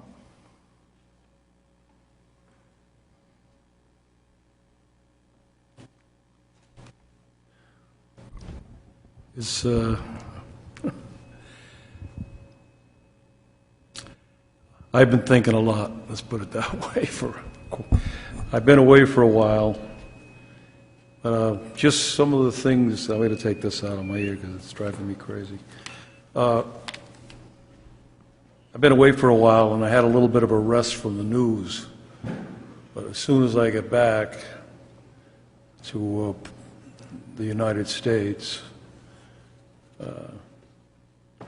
I was visiting somebody in Portland, and that's when the shooting took place, where we lost 19 children and 2 teachers. So some of the things that have been said here tonight, I wish I could incorporate them all into a little bit of a dialogue, but I want to make sure I say one thing, and I know if I get talking about something else, it won't get said. So I was listening to the NewsHour, which I do every night if I can, PBS, and they had 2 people on the PBS talking about the research that they did on the individuals that have perpetrated the killings all over the country for a good many years now. One of the ladies, one of the gentlemen and a lady, I'm no good with names, but you can get all the information from PBS, so you can listen to it if you want to, because everything's available nowadays. But the point that I'd like to make is that they spent, this woman has read and researched and spoken with the ones that are alive that have perpetrated these crimes of mass killings. And I hear a lot on the news. I listen to a lot of C-SPAN when I have the opportunity. And I listen to the politicians talking, and I think I might have said the last time I was here, my stomach rolls. I've never had that before in my life. I'm 82. That doesn't mean anything either. All that means is I won't be around much longer. But the things that are going on, I want to stay on that topic. That's what I do. I end up drifting into the... Okay, these two individuals gave a very good synopsis of who these people are and how they develop to get where they do these things. And one of the words is suicide is one thing, and acts of maybe violence when somebody's young, but it's a lot more than that. A lot of it's environmental, and it's a lot of, they get to a point where they snap, and this is how they strike out at the world that they have learned to hate. What I am very sick of hearing in the news and the politicians, because they want to say something. I'll tell you, I'm not putting you in that category. Anybody, I know you're kind of politician, but you're really not. You're good. You're the people we need. You're the people we need. That's one of the things I wrote down. Everything we do now and everything one says is so emotionally charged that the minute you say a certain kind of thing, automatically you're placed in a little jar somewhere, and the person, that's where he is, that's what she is. It's too bad. It really is too bad, because we need dialogue so much in this country, it's hard to even talk about. But anyway, they gave a very good synopsis. And what you hear on the news, these criminals that do these things. These people are not criminals that do these things. These are people that are deranged psychotics. They've become psychotic. They've lost touch with reality. These are not, but we want to dismiss them as, they're just criminals, these bad guys. That's not it. Now, supposedly they're going to try to pass something now, at least one thing about mental health in this country, to start to try to get a handle on it. We have got this country, believe it, we are in such trouble. It's beyond I never would ever believe, and yet we can live our little life over here, because we're all living the same kind of life. We all want the same things. We want to know what the truth is. We want to know what's real. We want to care about other people. We all want to do these things. 99% of the people might want to do them. But believe me, that 1% is a tough group. Bob, I don't mean to interrupt you. Okay, You are past the 5 minutes. I could do an hour, so because I don't even get started. You know what? We got to limit you, Bob. But you know what? I don't care whether I get started. I just wish everybody else would get started, start talking to one another. Because if we don't, we're done. Thank you. Anyone else here would like to speak? Come on up.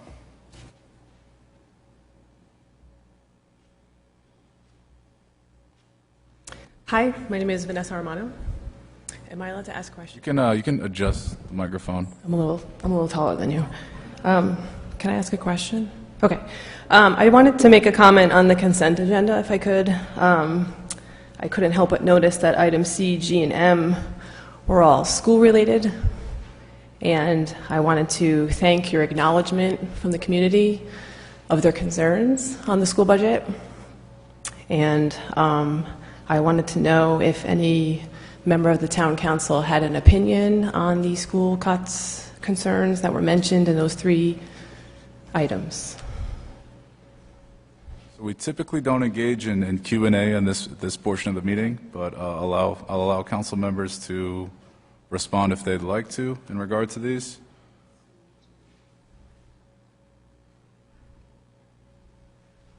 You want to begin, Deb? Hi, Vanessa. So I did read all of these emails. Over the last 2 weeks, I did respond to a number of them. I do know that the music cuts were restored that was announced at a meeting, so that did happen. Good. I think very positively received by the community. I did read Ms. DeLuca Hawk's email from the high school. That one came in just last week, and she's upset because... Before we proceed, I just want to turn over to legal counsel. If we're going to engage in this, do we need to add this as an agenda item? Yes, please. Motion to add to the agenda. We have a motion. I'll second. We have a second. Any discussion? Anyone opposed? All right, that passes. Go ahead. So there were some changes at the high school. I think one of the English teachers and social studies teachers were displaced, and so that was a concern because those two teachers are heavy contributors to the positive community at the high school. They have a deep bench of contributions in a lot of areas, and I think having had children at the high school benefit from both of those teachers, it's a concern of mine.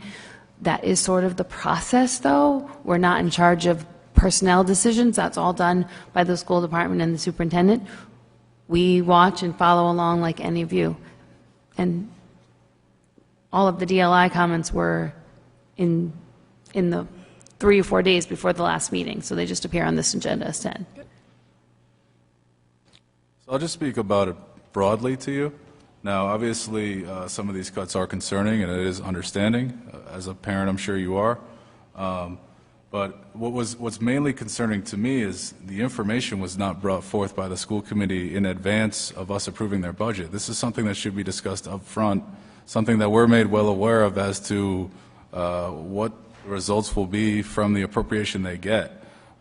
We deal at arm's length. We deal in confidence with one another. We like to believe everything they present to us. We generally don't have reason to think that they're hiding anything from us. So from my understanding, they either were fully aware of the budget, problems that were presented subsequently, or they were aware and they just didn't share that information.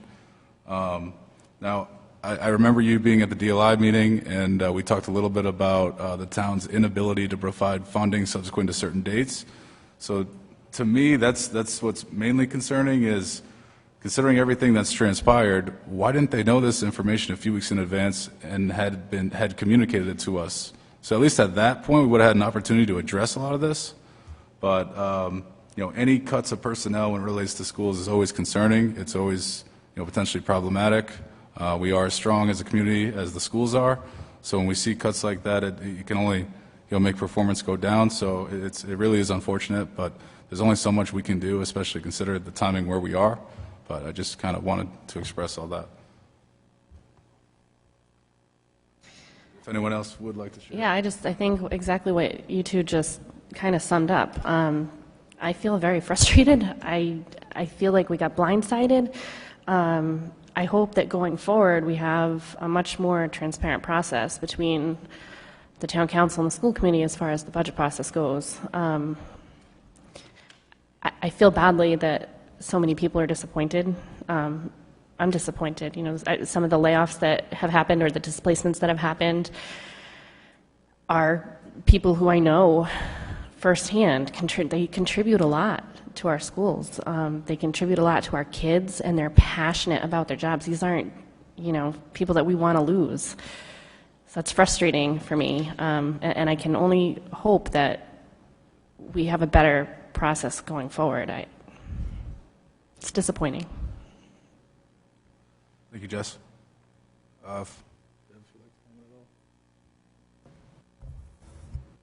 My only comments will be that the school committee is a duly elected body that are entrusted to make decisions about school matters. That is not who we are. I need to reiterate that again, that the school committee and the town council are here. It's not this kind of a situation. I believe in the representative democracy that we have. People are elected based on their views, their ideologies, and they put that forth and get elected by the majority of people to make decisions on their behalf. I am a firm believer in the separation of powers here. That being said, I have made it known to the people that I responded to in the emails that my concern over what transpired was that it happened after any redress in the town charter was available to anyone. So the decisions made by the school committee on May 16th, I believe, was post May 12th, which our charter says would have been the deadline for any petitions to increase. I feel that's something that we should have, the townspeople should have had the opportunity prior to May 12th to know the decisions that were made on May 16th. That's the only objection I have. Other than that, I have belief in our representative democracy. The majority of people on that school committee made a decision, and I have to respect that. Thank you, Deb. Abel, you want to provide any thoughts? I really don't have a lot to add. I would say that I don't think the school committee or the acting superintendent willfully misled us. I think they made mistakes in their budget development, and the way that it all unfolded made it very tough, the repercussions of it. I think to some extent it's understandable that mistakes were made. There's been a lot of turmoil in the leadership, whether it's the superintendent or on the school committee itself. And I don't, want to make excuses for them. We just need to do better going forward at this point. And I think we do have more solid leadership in place on both sides, no longer acting people. So I have faith that we'll do a better job in the next budget cycle. So I recall our budget meetings in April, and they did talk about identified positions that they would be reducing, but not specifics. Like they said, we are going to reduce our FTEs by 24, or I think it was 24. So we had an idea that they had some staff reductions. They're always hopeful for retirement so that it's really not someone being out of a job. None of us want that, especially everything that's going on. So we did kind of know there would be staff reductions, and in any school system, that's sort of how it works, that there are layoff notices, but we didn't have conversations about DLI, and I think that's what's hard, because if you knew it was at risk and you were told it wasn't at risk, you would have acted differently. Like if you'd known in April and March if it was under fire, then you would have perhaps organized even earlier and figured out how to advocate even more strongly. So I hear you, but we did hear that. It's hard because our enrollment continues to drop. I mean, 20 years ago it was north of 4,300, and now it's at 2,700. So it's hard to explain to anybody else why the schools are literally half full. All of the schools are about half. So we're all, the high school, every middle school, the elementary schools, even with the restructuring, the elementary schools don't get above 70%. So our schools are still not fully utilized, and so there's some of that needs to happen all the time. I think what I realize is we don't have enough opportunities to explain over to the community so they understand, and so that even though we have these meetings and people very rarely come, and there's just not a good way to put the information out to the 30,000 people who need to understand and respond to it in however way they want to respond. I appreciate your comments. I think I do acknowledge the separation. I wasn't asking you to overthrow anything or anything. I think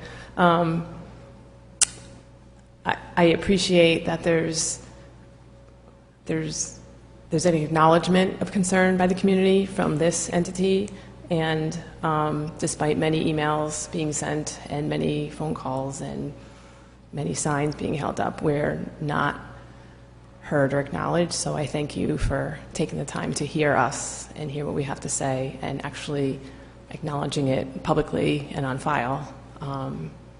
And I think that means a lot.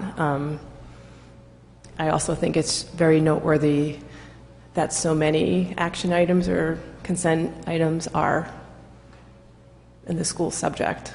And I think that speaks volume that the community is screaming and no one is listening. So I appreciate you hearing me tonight. Thank you. And this meeting is always open for anyone to talk about any topic. They're at the school committee level, you know, they have a whole bunch of restrictions of what they can and can't talk about, how they can, but this microphone is always available to anyone, whether they're a resident or not, because we have different rules, and you should always take advantage of that. Everyone should take advantage of that to speak their mind. So we always invite you back. Thanks. Thank you. All right. Anyone else in the audience like to speak?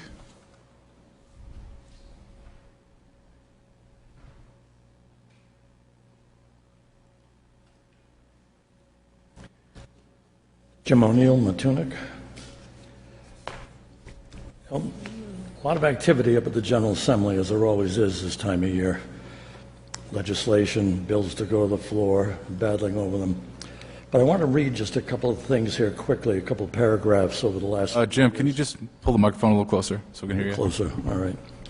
Anyway, wanted to read a couple of things over the past few years that really is a problem for South Kingstown, and why I really thank Representative McEntee, along with Rep. Fogarty and Rep. Filippi, who are defending our town and other towns to determine our future through the council and through the citizens. And just a couple of comments I want to reread here. Steve Alfred, when he was manager, I'm concerned, and I quote, I'm concerned about the fact that more and more control is being demanded by the state in terms of what we do locally, Alfred said. And again, quotes, it's concerning to me because one of the provisions in the state statute is that local governments have the ability to maintain control of everything in their jurisdiction. He goes on to say, in more quotes, we continually see more rules and regulations that are being bestowed upon us and take away the planning process from the local planning board. And just before he retired, I'm just talking about legislation, bad legislation returned, a resolution that we passed, I wasn't on the council at this time, that would allow municipalities to regulate but not prohibit secondary agricultural uses. Again, the Senate and House decided how we were going to do business down here. The Planning Board, 7 years ago here, Planning Board was unanimous in vehement opposition to the proposed amendments and viewed this legislation as an attempt by vested interests to subvert local control of zoning and land use regulation. The one-size-fits-all does not work for our community and most communities in the rural suburban areas. And I bring this up because right now, Cranston Mayor sees peril, I'm quoting, sees peril in the state's move to skirt local control. Route 195 Commission, another article here, taking over City of Providence, is battling them in the court all the time. Again, the state controlling what local cities and towns are trying to do. It should be our decisions. And just a couple of other things just to bring up here quickly. 2 years ago in April, State Supreme Court sides with towns in land use suit in vacating a Superior Court decision allowing Rhode Island DEM to skip the permitting process in Exeter and Richmond.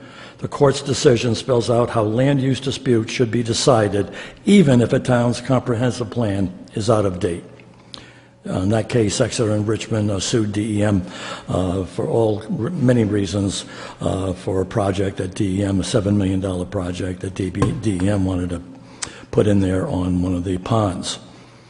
The Superior Court went on to rule ruled that municipality lacked a comprehensive plan. The state was immune from appeals. That's what the Superior Court said.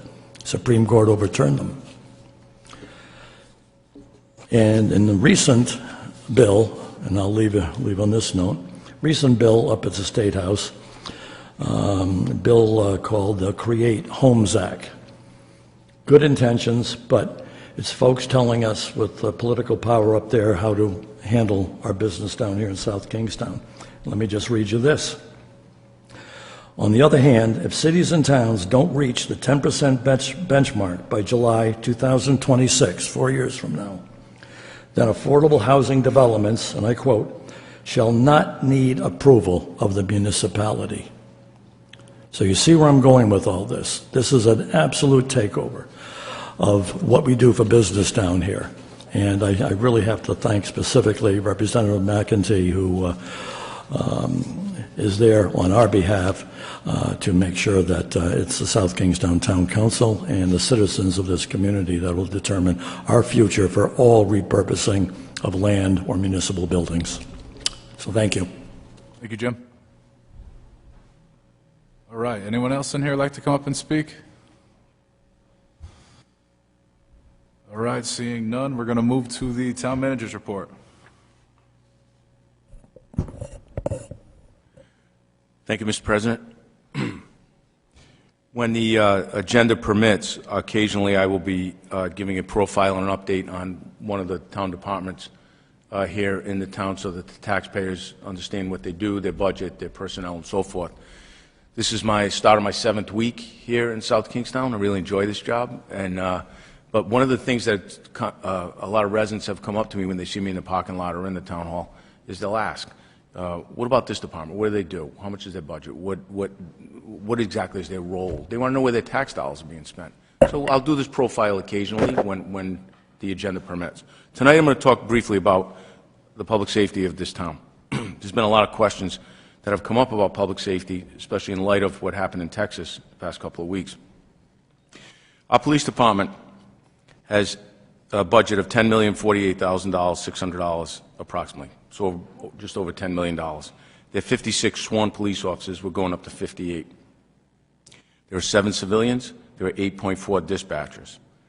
In 2021 to 2022, so July 1st of 2021 to the end of May of 2022, they've had 41,000 police contacts.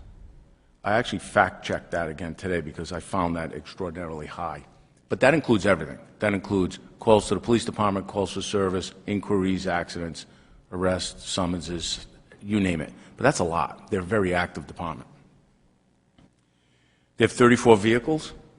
There's 1 police station in this town. There are no substations. There's one statistic that stood out to me that really made me smile, was the SafeWise, how they rank each city and town in this state as to the level of safety of each city and town. And it's not based off some fluffy vote or anything like that. It's based off hard facts. So every month, every police department across the United States has to send in their uniform crime report to the FBI, and it tells them exactly what crimes were committed in their towns and cities, and then there's measured on the level of safety. The state of Rhode Island is a very safe place. It's in the top 10 historically. But South Kingstown in 2020 was rated the safest town in Rhode Island. And that's based off hard facts. We are currently rated, in 2021, we went to number 2. In 2022, we're at number 2 as well. But any time you can get in that top 5 is a really feather in your cap. I think that's a huge testament to our police department. It doesn't happen by accident. It happens because the men and women out there are working and keeping this town safe. We're very fortunate to have them. Just last weekend, I was having coffee in town, and I was notified that there was a sudden death right here near the old Patsy's liquor store, a very tragic one. And I took a ride just to see what I could see. And I found these young police officers, these young EMS personnel, and the fire department acting so professionally, respectful to the family, compassionate, and it really made me proud. And they didn't know who I was when I was standing there. So it just epitomized the professionalism of the police department and the other two entities that are working together.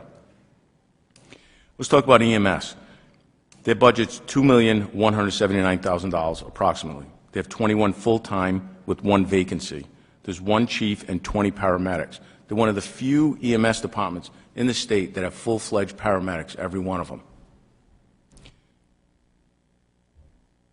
They have 2 stations. We're currently in dire need of a 3rd, which we're all working on to get over the finish line. They went on 4,200 calls last year. I was one of those calls. So I owe EMS everything. They saved my life. They truly did. I was attacked by a bunch of bees, as many of you know, and I had no idea I had an allergy, and they showed up within minutes and saved my life. That's the best success story I could give you tonight. Union Fire District. Even though they're technically not a town department, they're critical and vital to this town. Their budget is $3.68 million, which, if they were a full-time fire department, that would easily be about 3 times that amount. Every year in the fall, we all get that tax bill, you know, the fire tax, and we all sit there and wonder, okay, where does this money go? Why is this a separate tax that we pay? That is probably the best value for the dollar I've seen with the level of protection that we get. They have 80 volunteers, 7 full-time employees. They went on 1,278 calls last year, of which 266 were EMS related. There are 30 vehicles, 8 stations, and their training site is state-of-the-art. It's used by 3 foreign countries have used that training site. It actually impresses me. It's one of the biggest fire apparatus training sites I've ever seen in the state. The Kingston Fire District has a budget of $778,000, and they have 25 volunteers, 580 calls, and 6 vehicles. As we know, they service URI. URI, exponentially, that number would be so much higher if they had to hire their own private fire department. The success story, there are 2 in the past month. The pump house caught fire. I personally spoke to the owner. He said within 4 minutes of him smelling smoke and seeing a fire, they were on scene and putting it out. And it was in a very critical part of that historic building, that it was in the rounder part in the back, so that if that fire got into those rafters, the building would have been destroyed, probably never to be rebuilt. So he was very thankful. One night later, he heard the sirens going through town again, and you could hear the fire apparatus going to Matunic. And there was a boarding house there that a cigarette started a fire, and they prevented that from being totally destroyed.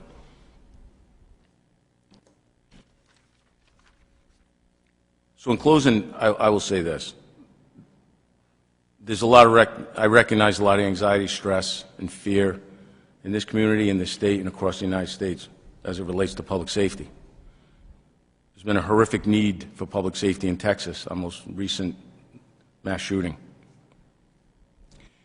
And people, the school committee asked me to go and give some reassurance to the parents that were scared about could this town provide the level of security that is needed for this town. As many of you know, in my former life, I was the superintendent of state police and the director of public safety for the state. I'm confident that this town, the 3 levels of protection, police, fire, and EMS, can handle just about any situation. I can't promise that it won't happen here, but I'm confident that whether it's a barking dog to a mass casualty, we'll be able to handle that event.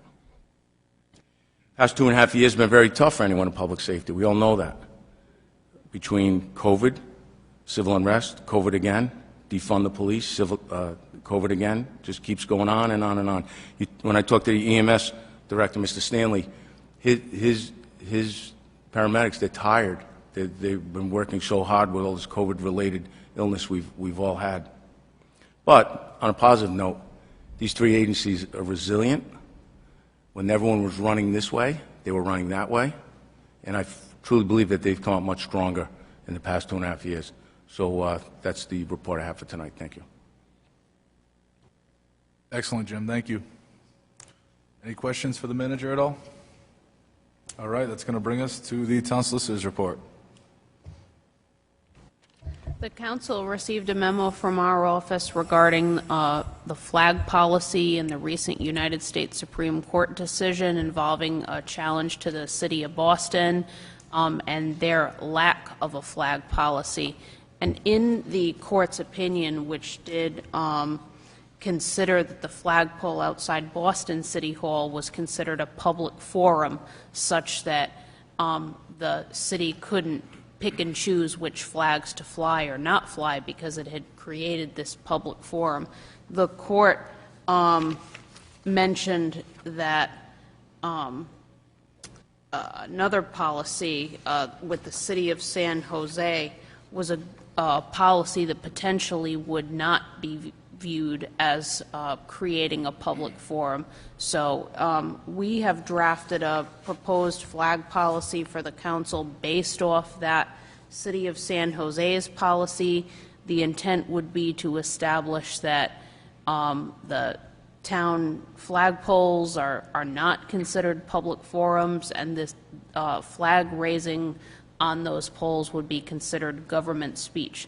So the policy is drafted for your consideration. As we said in the memo, any kind of flag policy, unfortunately, could invite some legal challenge. So if the council's goal or number one prerogative would be to prevent legal challenge, you could simply either adopt a policy or just decide that the only flags that would be flown would be the American flag, state flag, town flag, you know, POW, MIA flag, the kind of traditional flags. But to the extent that you want to set some guidelines and a procedure for flying other flags, this policy, we think, accomplishes that goal. Thank you, Amy. Any questions by the members for the solicitor? It's listed on the agenda as potential adoption of proposed policy, so we could adopt this tonight with this level of notice? You could adopt it as written. I think if there are changes requested, it would be appropriate for us to redraft and present to you at a future meeting. All right, thank you, Amy. Dave, you got any thoughts? So you have a list, you've provided us with a list of when the flag should be flown. I just would like to add Juneteenth to that. The town has done it, and the state, the federal government has recognized Juneteenth as a federal holiday. I'd like to add that. I know the town has provided guidelines to town employees on, for that date. I think what I need in order to fully understand this is maybe a little more fleshing out of how we would fly something like the pride flag and then deny a subsequent group before us. So my feeling was we passed a proclamation as recognizing June as Pride Month, right? Is there a way to tie a proclamation to allowing a flag to be flown for a day? So my feeling on that is if 5 people on this council were not in agreement, I'm going to say it's Orange Day, right? So someone comes before us and wants a proclamation on Orange Day, and 3 of us say no, then Orange Day would not have the right to petition us to fly a flag, right? So if we tie it to a vote honoring something, you know what my concerns are, right? So here comes something before us that 3 of us are not in agreement with. Help me. If it's the consensus of the council to tie the policy to a council vote, we can certainly make that explicit in the policy. Right, because there may be something that we, we just flew the Ukrainian flag, right? I know there is some mention here of other recognized countries and states, but we did that for the Ukrainian flag for one day, not here at Town Hall. It flew at the police station. I think it needs to be tied to a council vote. I think that in one way it already is. If you look at subcategory S, special occasions of federal, state, and local proclamation. So I think when I read that provision, implied in that is a proclamation would have to be passed by a majority. So if you have a majority that decides to endorse a proclamation and raise a flag related to that, that's what that covers. That's the way I interpret this. That is provision 7S, Amy. Yes, and perhaps we can make that more explicit so that it's very clear that that's what that subcategory is intended to reference. What if we don't agree with the state proclamation? Right? What if there is a council here? So this, I don't know, I don't like that. It seems ambiguous to me. What if we are not in agreement? So do you want to remove federal and state and just leave special occasions No, I of just local wanted to proclamation? say something that the council would have to sanction that, right? Yeah. I know what you're saying. I just don't know how to word it. I don't either. That's why we have Amy. We've had some experience over the last year or two in other municipalities, and we could draft a flag policy a number of different ways. I think this one was the first one that was drafted from scratch with the benefit of that recent U.S. Supreme Court opinion. And I think the goal in drafting this proposed policy was to make it as simple and streamlined as possible. We could certainly, again, if it's the consensus of the council, make it more explicit that flag raisings need to be approved, either be approved by the council as a separate order of business, or tie it more explicitly to the resolutions, proclamations that have been approved by the council. So we can certainly tweak that and word that differently. And the resolution could be to fly the flag, right? It doesn't have to be a whereas, therefore, right? The resolution could be just to fly. Absolutely. So I hear your concerns, Deb, and I think those are changes that we can make. I would hate to see this get stalled up. I think one of the things that led us to considering this is getting the pride flag up, and then, legal counsel bringing it to our notice that there's been Supreme Court decisions that have implications that we need to consider, which has led to this. So I'd hate to see this go back to the drawing board, be stalled for 2 weeks. I'd like to get something done tonight.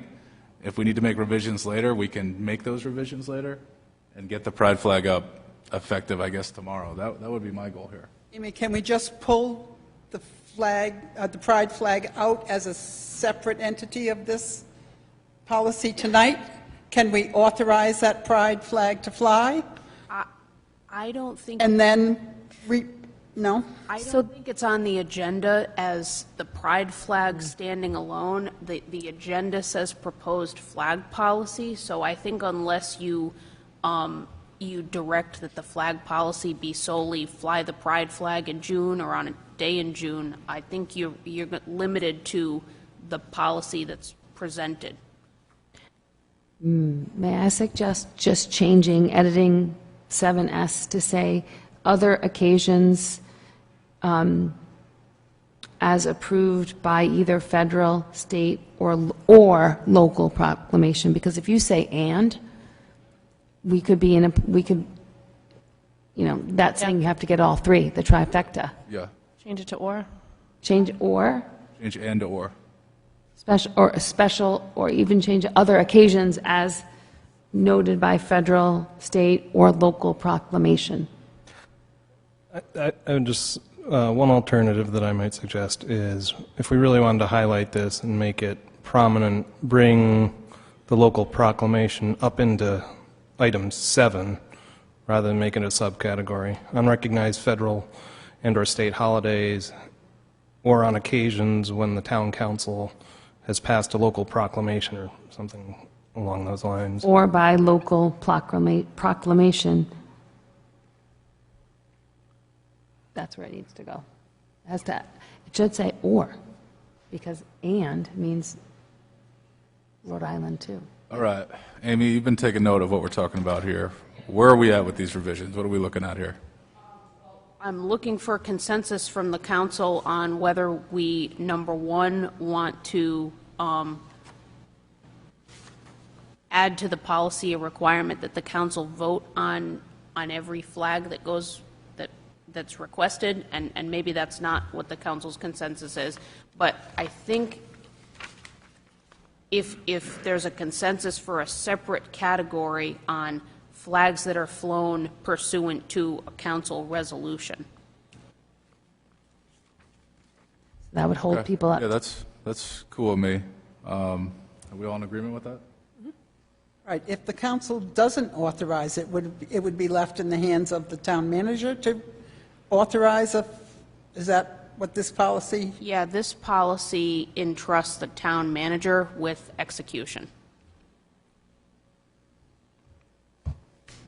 I'd prefer to see it at the council. I'm fine with vesting some discretion within the town manager. I believe he'll act in accordance with sort of our preferences as a majority. I just feel it sort of, if we have to wait every 2 weeks, there's a rush on something, we just have to wait till the next meeting or host a special meeting. I like the idea of having some discretion with the manager. I think that allows, the pride flag to be flown tomorrow. Otherwise, we'd have to meet again, vote on that within 48 hours. No, because we could pass this tonight with the amendments, and the pride flag can be flown tomorrow. Pass the proclamation. Yeah. Yeah, it's not going to hold that up. People have different ideologies, right?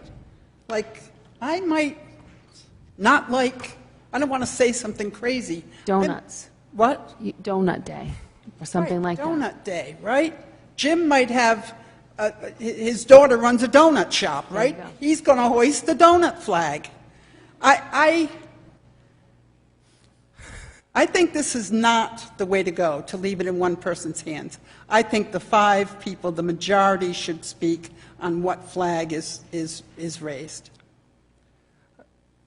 I would agree in large part with that, Deb. I think many of these discussions are political decisions, and this is where politics happens, not in the manager's office, hopefully. Right. So I think the way I would like to see it is, this list of federally accepted holidays, town manager can probably be like, yeah, this is a federal holiday, it's recognized, we can put up that flag. Of course. Anything, that's not really that codified in our culture yet comes to the council table, and, we get to choose whether the flag gets put up or, the proclamation gets signed. All right. I'm hearing that as it relates to the enumerated holidays here, finding your discretion to the manager, things outside of that requiring majority council vote, I guess I'm fine with that. And adding Juneteenth, are you Adding okay with Juneteenth, that? yeah, absolutely. How's everyone else feeling? Does that make sense, Amy? Do you sort of... Yes, I understand what the consensus is. And this will allow us to get the pride flag up tomorrow, correct? So So if we look to the last item on this policy, it looks to be C4. It's the last page, the last thing there. Specifically mentions pride flag.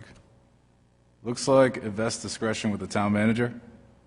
So if we approve this policy, that'll go up tomorrow.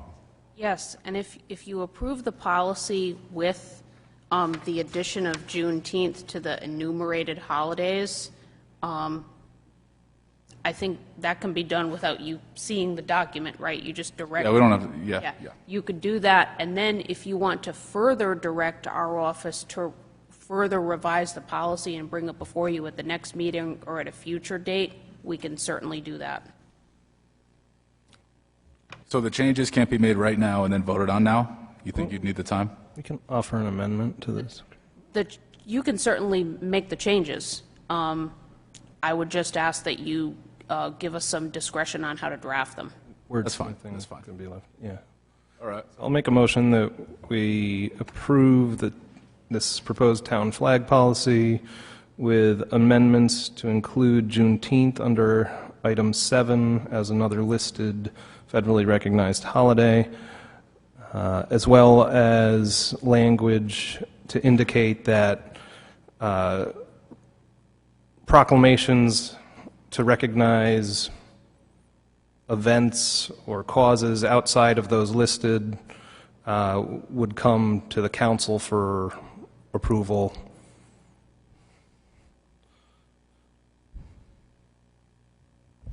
Second. All right. We have a motion and a second. Any discussion?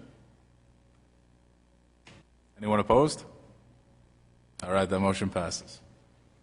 Okay, we'll make those changes, but the policy is considered adopted as amended tonight, as we discussed, and yes, the pride flag can go up tomorrow. Excellent. Thank you, Amy.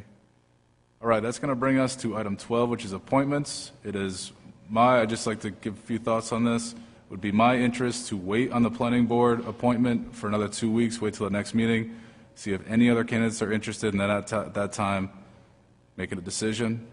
That's my thoughts. Go ahead. So I know that Susan advertises once a quarter. I just was wondering when the last time it happened and when the next time it's going to happen. It was? So in May?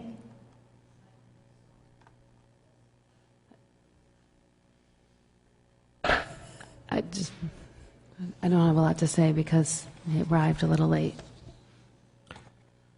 All right, but we do have a reappointment for the Waterfront Advisory Board. Oh, yeah, I didn't get his name. Bill? So I'll make a resolution to appoint Sam Gridley to the to reappoint Sam Gridley to the Waterfront Advisory Board. Second. We have a motion and a second. Any discussion? Anyone opposed? All right, that motion passes. And I'd like to make a resolution appointing Hilding Munson, looking for the appointment to the 300th Anniversary Steering Committee. I think so. Second. Lee Munson? Hilding Munson, yes. All right, we got a motion and a second. Any discussion? Anyone opposed? All right, that motion passes.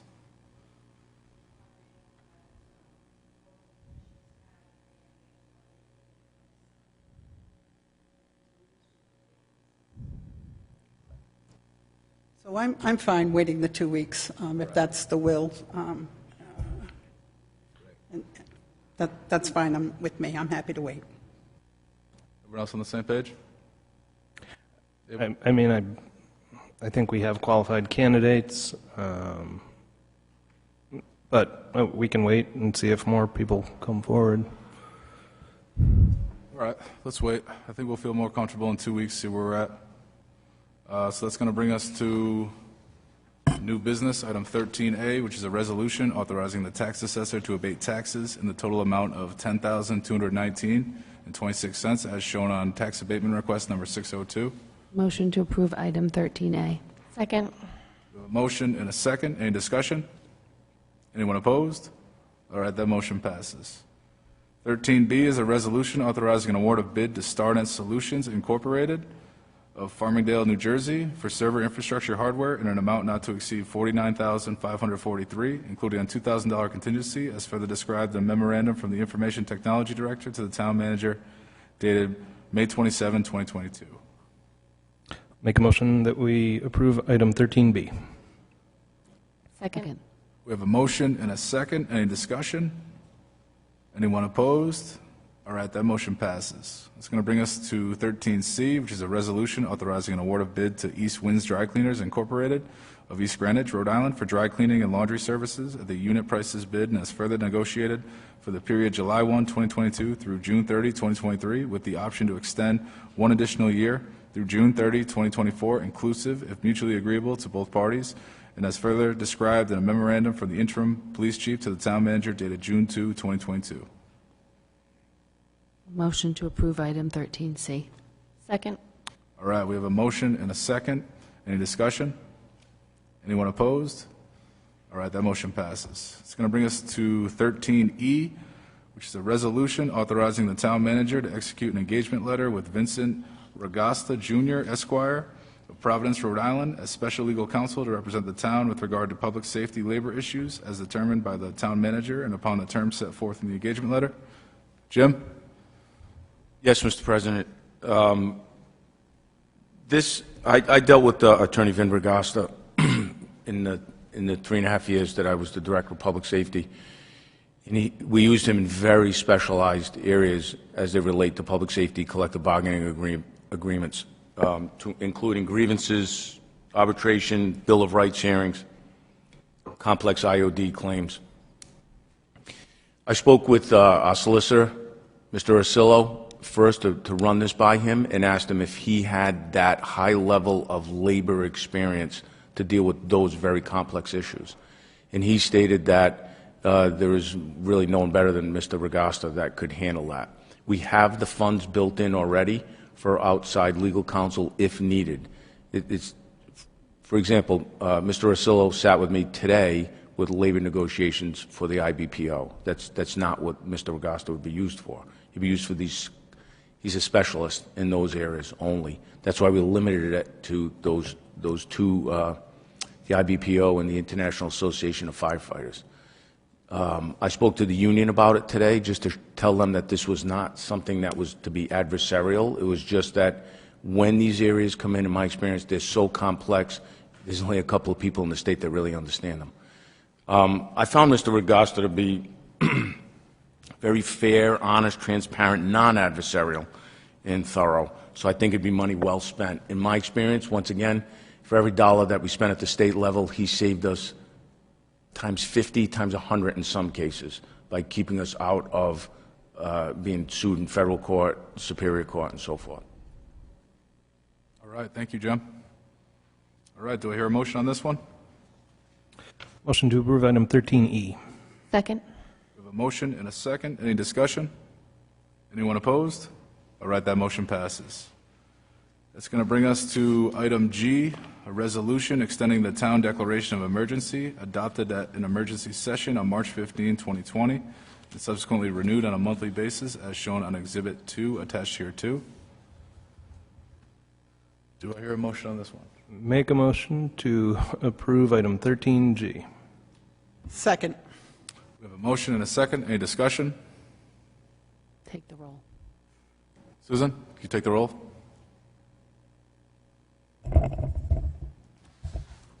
Councilwoman Bergner. Nay.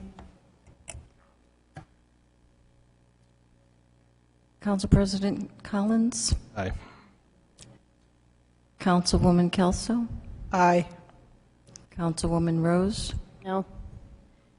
Council Vice President, Council President McEntee. Aye. The vote carries 3-2. Thank you. All right, that's going to bring us to item H, which is a resolution authorizing an award of bid to Narragansett Improvement Company of Providence, Rhode Island for sidewalk improvements at the senior center, including labor, supplies, and all appurtenances in an amount not to exceed $39,545, including a contingency and as further detailed in a memorandum from the facility superintendent to the town manager dated June 3, 2022. Motion to approve item 13H. Second. We have a motion and a second. Any discussion? Anyone opposed? All right, that motion passes. It's going to bring us to item I, a resolution authorizing an award of contract to Oaks Incorporated of St. Paul, Minnesota for a 3-year term life and accidental death and dismemberment contract for the period July 1, 2022 through June 30, 2025 in accordance with the rates as follows and as further described in a memorandum from the Director of Administrative Services to the Town Manager dated June 8, 2022. Motion to approve item 13I. Second. We have a motion and a second. Any discussion? Anyone opposed? All right, that motion passes. That's going to bring us to the end of the agenda. Do I hear a motion to adjourn? Motion to adjourn. Second. We have a motion and a second. Any discussion? Just really quick before we adjourn, I just want to take a second and say congratulations to all of the SKHS seniors that are going to be graduating Friday night. Super proud of all of them and grateful for their teachers and families for the support that they've given them as well. Thank you, Jess. All right. Anyone opposed to the motion? All right, that passes. That's going to bring us to the end. Thank you for everyone's time. Have a good night.